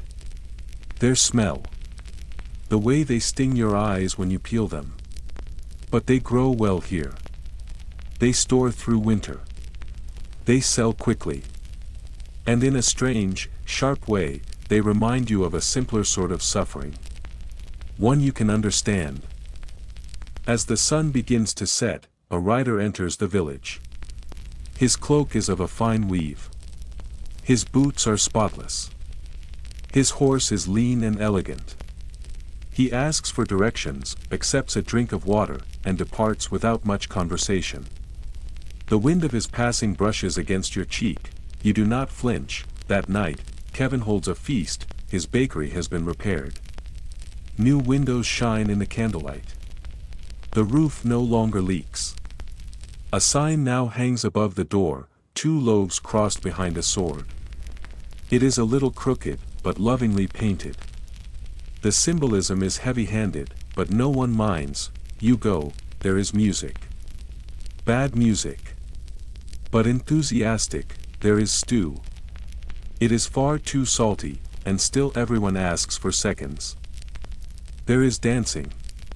You remain seated. You sit at the edge of the celebration, holding a wooden cup, watching people sway and spin. You watch laughter rise from bellies, not from memories.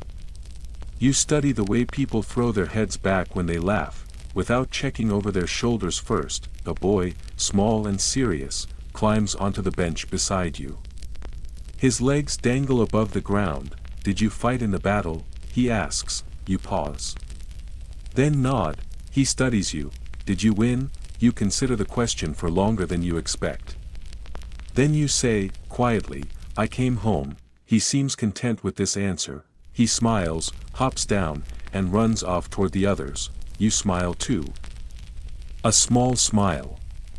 Tight and uncertain.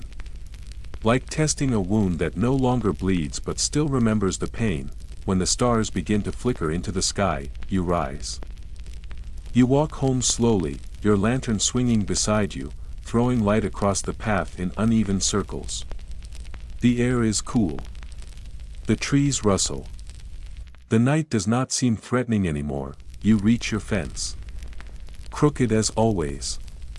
You rest your hand on the top post and breathe in deep, then, with a breath that feels like releasing something you forgot you were still holding, you let it go, the fear. The noise. The heaviness of memory. Not gone. Never gone. But set down. For tonight, you step inside, pull the blanket over your shoulders. It smells faintly of lavender, you lie down, close your eyes, and drift, finally.